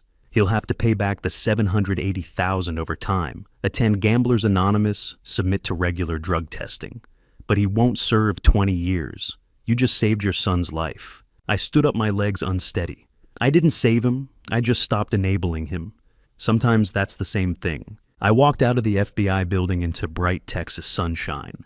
Rachel was waiting in the parking lot leaning against her car. How'd it go? She asked. He confessed, everything, on tape. She nodded. Good. We stood there for a moment, not speaking. Mom called me this morning, Rachel said. She's not coming to the sentencing hearing. She said she can't watch them send him to prison. But she also said she can't forgive him for what he tried to do to Sarah and Emma. What about you? Can you forgive him? Rachel looked at me. I don't know. Maybe someday. But right now, I'm just trying to protect my daughters. And that means keeping him away from them until I know he's really changed. That's fair. Is it, or am I being cruel like Mom said you were? You're being a good mother. She smiled sadly. I hope so. I thought about Margaret sitting in her sister's house, wrestling with guilt and grief. I thought about my son sitting in a county jail cell waiting to learn his fate. I thought about Sarah and Emma blissfully unaware that their uncle had tried to steal their future. And I thought about the 13 families I'd repaid people who would never fully trust the Chamber's name again, no matter how many checks I wrote. Come on, Rachel said. Let's go home. We drove back to Austin together, the recording of my son's confession playing on a loop in my mind. 15 minutes. That's how long it took him to confess to ruining a dozen lives. And now that 15-minute recording would determine whether he spent 2 years in prison or 20. Justice, I was learning, was a strange and imperfect thing. Where is he? I asked Agent Mitchell. Laredo border checkpoint, she said. He was trying to cross into Mexico. He's in federal custody. Is he okay? Physically, yes. But Mr. Chambers, you need to prepare yourself. The evidence is substantial. This was a sophisticated fraud operation. How long did it take you to find him? Your son is smarter than you think, she said. He ditched his phone used, only cash stayed off social media. We tracked him through 3 states, Oklahoma, New Mexico, Arizona. He was moving toward the border very carefully. No credit cards, no hotel records. It took 19 days to narrow his location through surveillance footage and informants. 2 days later, they interviewed me at the FBI field office in San Antonio. 4 hours of questions. They asked about my business, my finances, my relationship with my son. They asked when I first suspected fraud. They asked if I'd ever given him access to my accounts. Then they interviewed Margaret, then Rachel. then all 13 fraud victims. The investigation took 2 weeks. On the third day, the story leaked. Austin businessman's son arrested in investment fraud scheme. The headline ran in the Austin American-Statesman. By the next morning, it was everywhere. The church called that afternoon. The pastor was polite apologetic. "Robert, the elders have asked that you step down from your deacon duties until this situation is resolved." "I understand," I said. The neighbors stopped waving. A couple I'd known for 15 years crossed the street to avoid talking to me. Former customers sent carefully worded emails, politely distancing themselves from any association with my name. A business partner I'd worked with for a decade called to say, "It's probably best if we terminate our consulting agreement." My name, 43 years of building a reputation for integrity, was now synonymous with fraud. I called my lawyer. Tom Bradford had been my attorney for 20 years. He'd handled the sale of my company, drafted my will, helped me set up the trust funds for my granddaughters. Now he was helping me navigate the legal fallout of my son's crimes. "By paying full restitution immediately, you're limiting your liability," he explained. "The victims would have to prove you were personally negligent, that you knew or should have known what your son was doing. Since you're also a victim and you've helped them recover financially, most judges will dismiss any civil suits. 3 victims are considering suing for emotional damages. But after you've returned their money, the anger tends to fade. People want justice, not revenge." I spent the next 2 weeks repaying every fraud victim, $780,000. Rachel drove me to each house. Some were kind. They thanked me. They said it wasn't my fault. They shook my hand and told me they were sorry my son had put me through this. Others were not. A man in his 60s opened the door, looked at the check I'd brought, and threw it in my face. "You raised him. This is your fault." A woman in her 50s stared at me with cold contempt. "My daughter needed that money for her wedding. You and your son ruined that." One man refused to speak to me at all. He just stood in the doorway staring at me with a hatred so cold it made my chest ache. The widow who had invested her late husband's life insurance cried when I handed her the check. "You didn't have to do this," she said. "Yes, I did." A retired doctor refused to accept the money. "Donate it to a gambling addiction charity," he said. "Maybe something good can come out of this." I donated it in his name. When the last check had been delivered, I sat in the car with Rachel outside the bank. "How much is left?" I asked. She pulled up the spreadsheet on her phone. "You started with $20 million. You paid $500,000 to the first creditors, $900,000 to settle with Romano, $780,000 to the fraud victims. Legal fees are climbing probably another $100,000 before this is over. So, about $17.3 million. I nodded. "That's still a fortune." "It doesn't feel like one." That night, Agent Mitchell called. "I'm calling to give you a heads up before it hits the news," she said. "Your son has been formally charged. 13 counts of wire fraud, 6 counts of identity theft, 4 counts of forgery, 1 count of conspiracy to commit grand larceny. The prosecutor is recommending 15 to 20 years." I sat down slowly. 15 to 20 years. "Yes." There was a pause. "There's one more thing," she said. "He's asked to make a phone call. To you." I stared at the wall. My son, who'd forged my signature stolen from his nieces, defrauded 13 people, tried to steal $2.5 million, wanted to talk to me. "It'll be recorded," Agent Mitchell continued. "Anything he says can be used in court. We'll monitor the call, but if you want to speak to him, I can arrange it." When I asked, "Tomorrow, 2 o'clock." I hung up and sat in the dark for a long time. Margaret found me an hour later. She sat down across from me at the kitchen table. "Are you going to talk to him?" she asked. "I don't know." "He's still your son." "I know." She reached across the table and took my hand. It was the first time she'd touched me in weeks. "Whatever you decide," she said quietly, "I'll support you." I looked at her. Her face was pale, her eyes red from weeks of crying. But there was something different in her expression now, something I hadn't seen in years. Clarity. "Thank you," I said. The next afternoon, I sat at the kitchen table with my phone in front of me. Agent Mitchell had sent me a number to call. The call would be recorded. The FBI would be listening. I stared at the phone for 5 minutes. Then I picked it up and dialed. The FBI arranged a 15-minute recorded call. I sat in a small office at their field station in San Antonio. The phone pressed against my ear. Agent Mitchell sat across from me, headphones on, monitoring every word. The line clicked. "He's Dad." His voice was small, broken. "I'm here. They said I could get 20 years. You committed crimes worth 20 years. Silence. Then, I know what I did. It's just, I couldn't stop. Every time I told myself it was the last time, but when I saw the cards or the dice, everything else disappeared. The debts, the people I hurt, the consequences, none of it mattered when I was at the table. When die Frieden trust, he paused. I could hear him breathing shaky and uneven. I remember the first time I won $5,000, he said quietly. At a casino in Oklahoma. It felt like I had superpowers, like I could control the world. The next time I lost $10,000 trying to get that feeling back. Then $50,000, then $500,000. I never got it back. But I couldn't stop trying. I didn't say anything. There was nothing to say. You stole your niece's education fund, I said finally. I know. You tried to steal $2.5 million from me. I know. You destroyed 13 people's lives. I know. His voice broke. He started crying. I know, Dad. I'm a monster. I'm everything you never wanted me to be. I closed my eyes. I saw the 10-year-old boy with the crayon drawing. Do you remember Father's Day 2001? What? You were 10 years old. You made me a card, construction paper, stick figures holding hands. You wrote that you wanted to be just like me. Dad, I found that card in my glove compartment, I said. I've been carrying it with me for the past few days, reading it, trying to remember when that boy disappeared. He sobbed. I'm sorry. I'm so sorry. I know you're sorry, but sorry doesn't fix this. What do? I closed my eyes. Fought the tears that were threatening to come. You plead guilty. You go to treatment. Real treatment, not the kind where you just sit in a room and say what they want to hear. You serve your sentence. My voice cracked. And you do it alone for a while. You figure out who you are when there's no one there to prop you up anymore. Will you visit me? I thought about Margaret, about Rachel and her daughters, about the 13 people who'd trusted my name and lost everything, about the man I'd tried to raise and the man he'd become.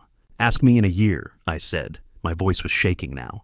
A year in prison, a year of treatment, a year without your mother or me or your sister protecting you from the consequences of what you've done. If, after a year, you're still doing the work, really doing it, then I'll come. But if you're just pretending, if you're just saying what you think I want to hear, then no, I'll know the difference. There was a long silence. I love you, I said. My voice cracked again. But you need to do this alone. You need to face what you've done. You need to decide who you want to be. If you can do that, really do it, then yes, I'll visit. But you have to prove it first. What if I can't? Then I guess you won't see me. The line went quiet. I could hear him breathing ragged and unsteady. I understand, he said finally. Good. Dad. Yeah. I love you. I closed my eyes. I love you too. The call ended. I sat in the office for a long time staring at the wall. Agent Mitchell brought me a cup of coffee. That was hard, she said quietly. It was necessary. I drove home. Margaret's car was in the driveway. She'd come back a few days ago to stay. Not because things were fixed between us, but because running hadn't solved anything. We hadn't really talked about what happened. She slept in the guest room. I slept in the bedroom. We coexisted in the same house like two strangers sharing a waiting room at a hospital. I found her in the bedroom folding laundry. I talked to him, I said. She didn't turn around. How was he? Scared, remorseful. Still doesn't really understand what he's done. The FBI called me too, she said. Asked me about some letter you found. I reached into my pocket and pulled out the Father's Day card. The yellowed construction paper was soft, now worn from being folded and unfolded so many times over the past week. I handed it to her. She unfolded it carefully, read it slowly. Tears ran down her face. He was so sweet, she whispered. He was. When did we lose him? I don't know, I said. Maybe we didn't lose him. Maybe he lost himself. She handed the card back to me. Her hands were shaking. The arraignment is tomorrow morning, she said. Downtown Austin. Are you going? Yes. So am I. We drove separately.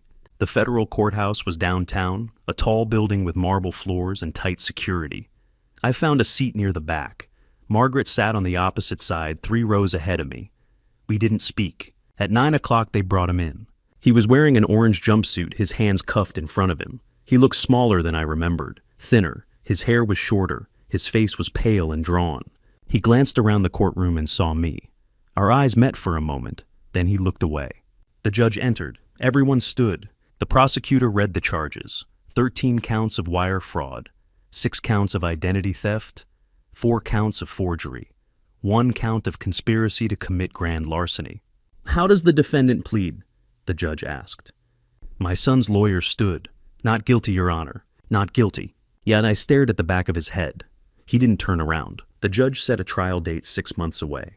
The prosecutor requested bail be denied, citing flight risk. The judge agreed.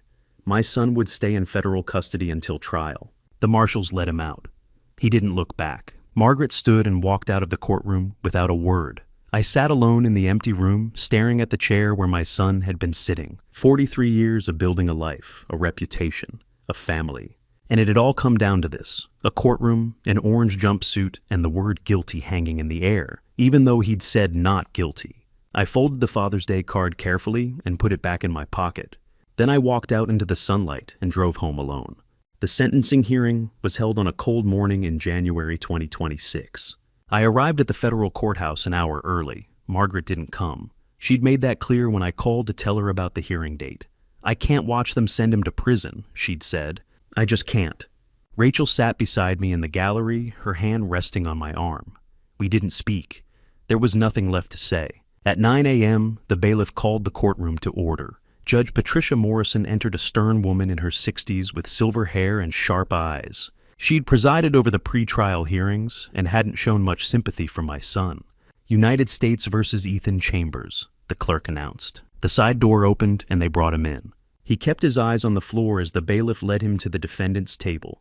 He didn't look at me, didn't look at Rachel, just sat down beside his court-appointed attorney, a young public defender named Marcus Webb, who'd done his best with an unwinnable case. Judge Morrison reviewed the charges. Mr. Chambers, you have pleaded guilty to 13 counts of wire fraud, 6 counts of identity theft, 4 counts of forgery, and 1 count of conspiracy to commit fraud. Do you understand the charges? Yes, Your Honor, my son said. His voice was barely audible. The United States Attorney's Office has recommended a sentence of 15 to 20 years in federal prison, followed by 5 years of supervised release. Mr. Webb, does the defense wish to make a statement before sentencing? Marcus Webb stood. Your Honor, the defense respectfully requests leniency. Mr. Chambers has a documented gambling addiction. He's cooperated fully with the investigation. He's expressed genuine remorse for his actions, and his father has made full restitution to all 13 victims, totaling $780,000. Judge Morrison glanced at me. Mr. Robert Chambers, you repaid the victims? I stood. Yes, Your Honor. That's admirable, but it doesn't change the fact that your son committed 24 federal crimes over a 6-month period. Sit down. I sat. Judge Morrison turned back to my son. Mr. Chambers, do you wish to address the court? My son stood slowly. He glanced at his attorney, then at the judge. Finally, he looked at me. I know what I did was wrong, he said. I know I hurt people. I hurt my family. I hurt people who trusted my father's name. His voice cracked. I don't have an excuse. I was desperate, and I made terrible choices. I thought I could fix it. I thought if I just won one more hand, I could pay everyone back and no one would ever know. He wiped his eyes with the back of his hand, but I couldn't stop. Every time I lost, I borrowed more. Every time I lied, I had to tell another lie to cover it up. And by the time I realized what I'd done, it was too late. Judge Morrison's expression didn't change. Mr. Chambers' gambling addiction is a serious illness, but it's not a defense for fraud, identity theft, and conspiracy. You didn't just steal money, you stole your father's reputation. You forged his signature. You destroyed 13 families' savings. Some of those victims are here today. She gestured to the gallery. I turned and saw them, faces I recognized. Mrs. Hernandez, the widow who'd lost her husband's life insurance. Thomas Anderson, the retired teacher. Susan Wright Michael's mother. They were all staring at my son with expressions of anger, pain, and betrayal. These people trusted the Chambers name, Judge Morrison said. They trusted your father's reputation, and you exploited that trust for your own gain. That's not addiction, Mr. Chambers. That's calculated fraud. My son sat down, his shoulders shaking. Judge Morrison folded her hands. I've reviewed the pre-sentencing report. I've considered the defendant's cooperation, his lack of prior criminal history, and the full restitution made by his father. I've also considered the severity of the crimes, the number of victims, and the calculated nature of the fraud. She paused. Mr. Ethan Chambers, I hereby sentence you to 24 months in federal prison, followed by 24 months of supervised release. During your supervised release, you will be required to attend Gamblers Anonymous meetings 3 times per week, submit to random drug and alcohol testing, and make monthly restitution payments of $1,000 until the full amount of $780,000 is repaid to your father. Rachel gasped beside me. 2 years, not 15, not 20. 2 years. Additionally, Judge Morrison continued, you are prohibited from entering any casino gambling establishment or online gambling site. You are prohibited from opening any credit accounts without the approval of your probation officer, and you are required to maintain full-time employment throughout your supervised release period. She looked at my son. Mr. Chambers, you were given every advantage in life. You had a father who loved you, who gave you opportunities, who even gave you part of his own body to save your life. And you repaid him by stealing his identity and destroying his reputation. If your father hadn't made restitution, you'd be looking at 20 years. Do you understand that? O gisidziad, expa indigors. Yes, Your Honor. Do you understand how lucky you are? Yes, Your Honor. Then don't waste this chance. Bailiff, remand the defendant to custody. The bailiff stepped forward. My son stood, and for the first time he looked directly at me. His eyes were red, filled with tears. I'm sorry, Dad, he mouthed. I nodded. I couldn't speak. They let him out through the side door. Outside the courthouse, Rachel hugged me. 2 years, she said. I thought he'd get 10 at least. He got lucky, I said, because I paid. You saved him. No, I saved the victims. He's still going to prison. We walked to the parking lot in silence. The sky was gray, threatening snow. I thought about my son sitting in a cell somewhere, waiting to be transferred to federal prison. I thought about Margaret alone at her sister's house, unable to face what our family had become. And I thought about the 13 victims sitting in that courtroom, watching my son apologize for destroying their lives. Dad, Rachel said, are you okay? I looked at her. No, but I will be. She nodded. I'll come by tonight. We can figure out next steps. Next steps? Visiting schedule, phone calls, how we're going to handle the next 2 years. 2 years. It sounded like a long time, but compared to what it could have been, it was nothing. I drove home alone. The house was empty. Margaret's things were still gone. The kitchen table where I'd written checks to 13 families was covered in dust. I sat down and stared at the wall. My son was going to federal prison. My wife had left me. My reputation was in ruins, but somehow we'd survived. And maybe that was enough. I drove to FCI Bastrop on a Wednesday morning in April, 6 months after the sentencing. The prison was an hour east of Austin, a low-security federal facility surrounded by chain-link fences and razor wire. I'd driven past it 100 times over the years, never imagining I'd one day be visiting my own son inside. The guard at the front desk checked my ID, logged my name, and handed me a visitor's badge. He's in the visitation room. 30 minutes? I nodded and followed another guard down a long, fluorescent-lit hallway.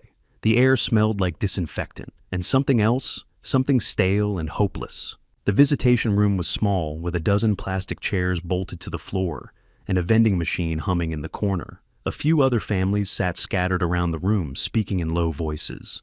I took a seat at the far end and waited. 5 minutes later, he walked in. He looked thinner. His hair was cut short military style, and he wore an orange jumpsuit with FCI Bastrop stenciled across the back. His eyes found mine, and for a moment, neither of us moved. Then he sat down across from me. "Hi, Dad," he said. His voice was quiet, almost tentative. I hadn't heard him sound like that since he was a child. Hi, I said. We sat in silence for a long moment. I didn't know where to start.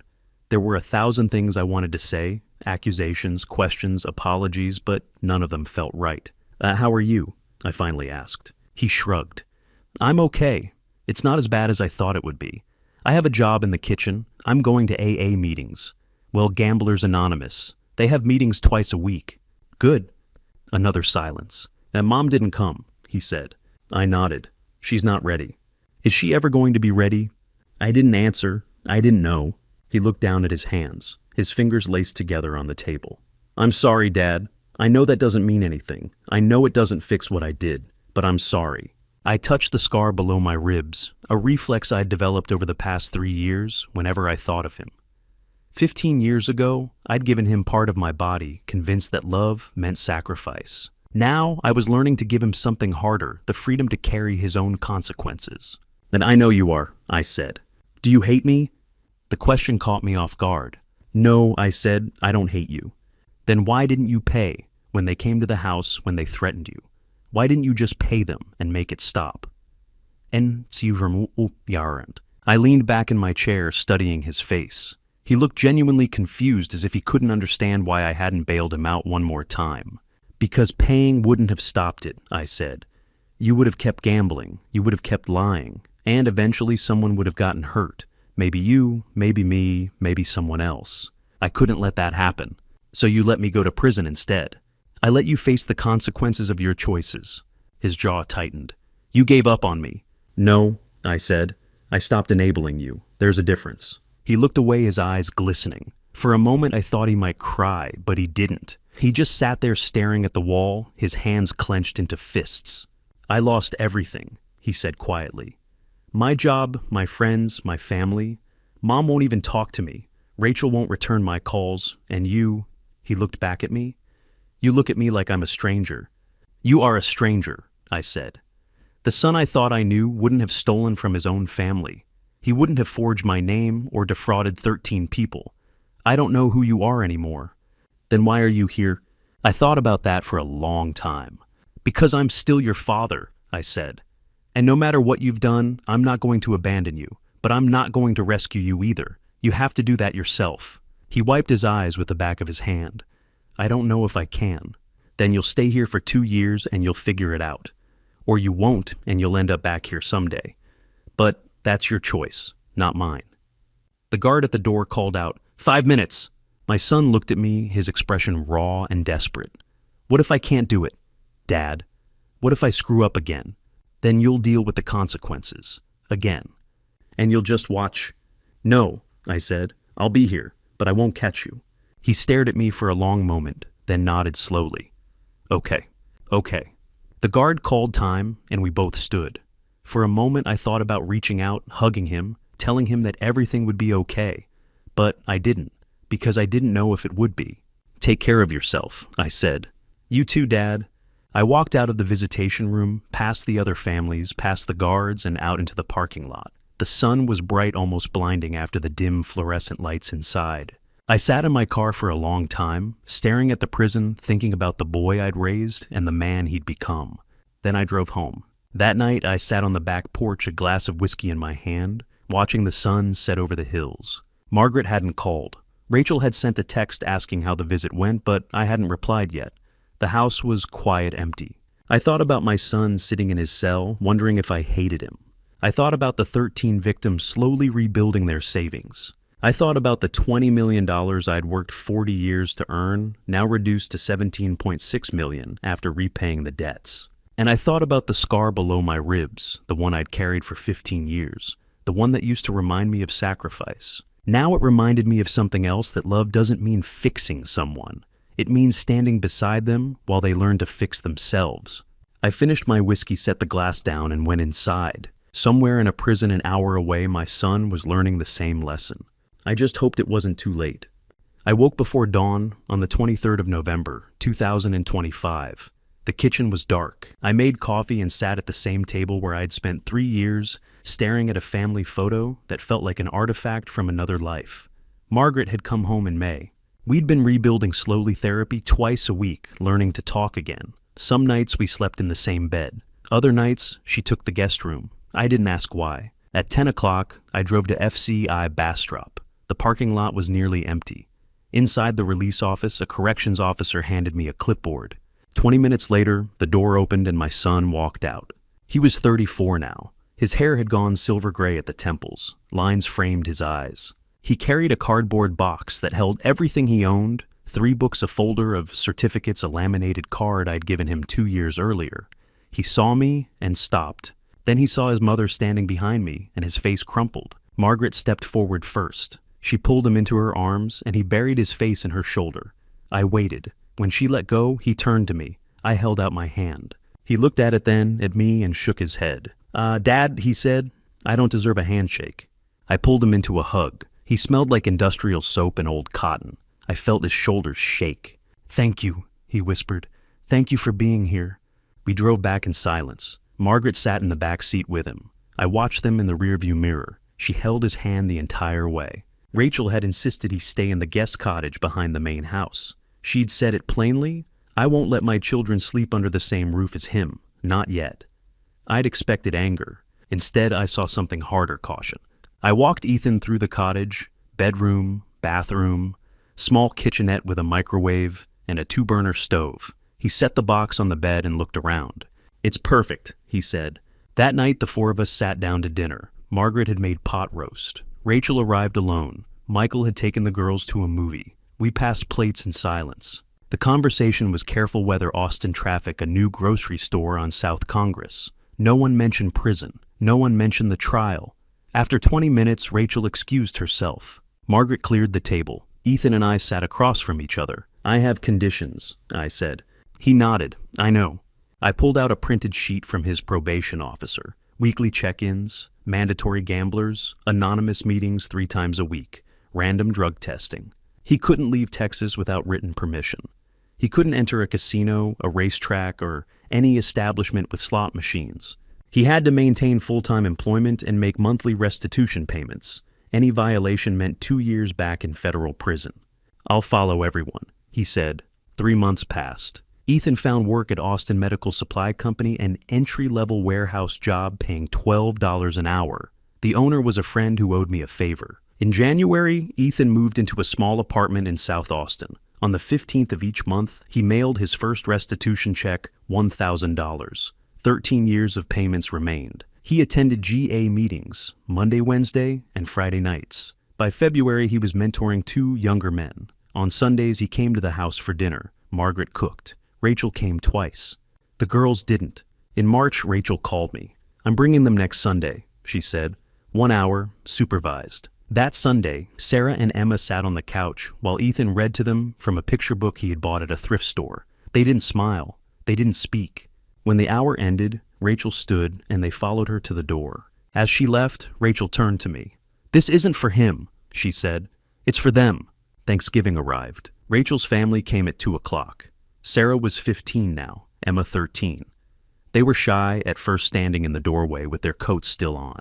Then Emma saw the pumpkin pie on the counter and asked if she could have a piece. Margaret laughed and said, after dinner. Ethan helped me in the kitchen. I carved the turkey while he stirred the gravy. Margaret set the table. Rachel watched from the doorway, arms crossed, but she didn't leave. We sat down at 4 o'clock. Michael said, Grace. We passed dishes.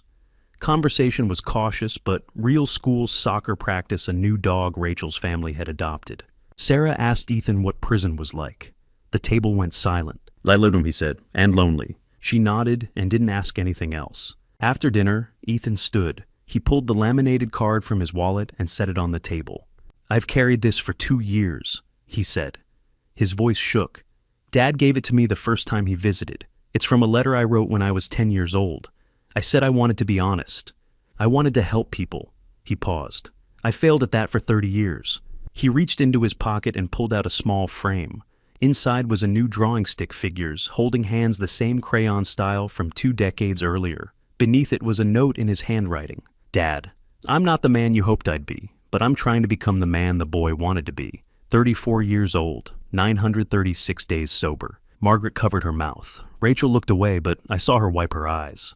I took the frame. Thank you, I said. After everyone left, Margaret and I sat on the back porch. The November air was cool. She wrapped a blanket around her shoulders. Do you think he'll make it? She asked. I didn't answer right away. I don't know, I said finally, but I believe in the man he's becoming. She reached over and took my hand. It was the first time in 3 years. I'm 71 years old. I have less money than I did 5 years ago. My reputation is being rebuilt one conversation at a time. My marriage nearly ended. My son has 13 years of restitution payments ahead of him. He could relapse tomorrow. Some nights Margaret still sleeps in the guest room. Rachel won't let the girls stay overnight. But when I look at the family photo on the mantle, older now scarred, still together, I don't see certainty. I see hope. And every morning I choose hope again. If you're reading this, learn from my mistakes. Don't be like me. I spent 43 years building a reputation, a fortune, a family, only to watch my son destroy it in 4 months. This family betrayal wasn't just about money. It was about trust-shattered love, weaponized, and a father who believed unconditional support meant protecting his child from every consequence. I was wrong. Here's what I learned from this family story. Enabling isn't love. When I paid his first gambling debt, I didn't save him. I taught him I would always catch him. When I gave him a kidney, I thought I was giving him a second chance at life. Instead, he saw it as proof I'd never let him fall. Every rescue became another brick in the wall between the man he was and the man he could have been. The hardest lesson, family betrayal cuts deepest, because it comes from those we die to protect. My son stole $2. 4 million defrauded 13 people forged my name and nearly destroyed my marriage. Yet on that porch holding Margaret's hand after 3 years of silence, I realized something God doesn't call us to fix our children. He calls us to love them. And sometimes love means stepping back and letting them face the consequences of their choices. This family story isn't over. My son has 13 years of restitution ahead. Relapse is possible. Forgiveness is slow. But hope isn't the same as certainty, it's a daily decision. So here's my advice, set boundaries early. Don't confuse mercy with enabling. Teach your children that actions have consequences. And when they fall, because they will, don't catch them. Stand ready to help them stand again. Because real love isn't saving someone from pain, it's walking beside them through it. Thank you for walking with me to the end of this journey.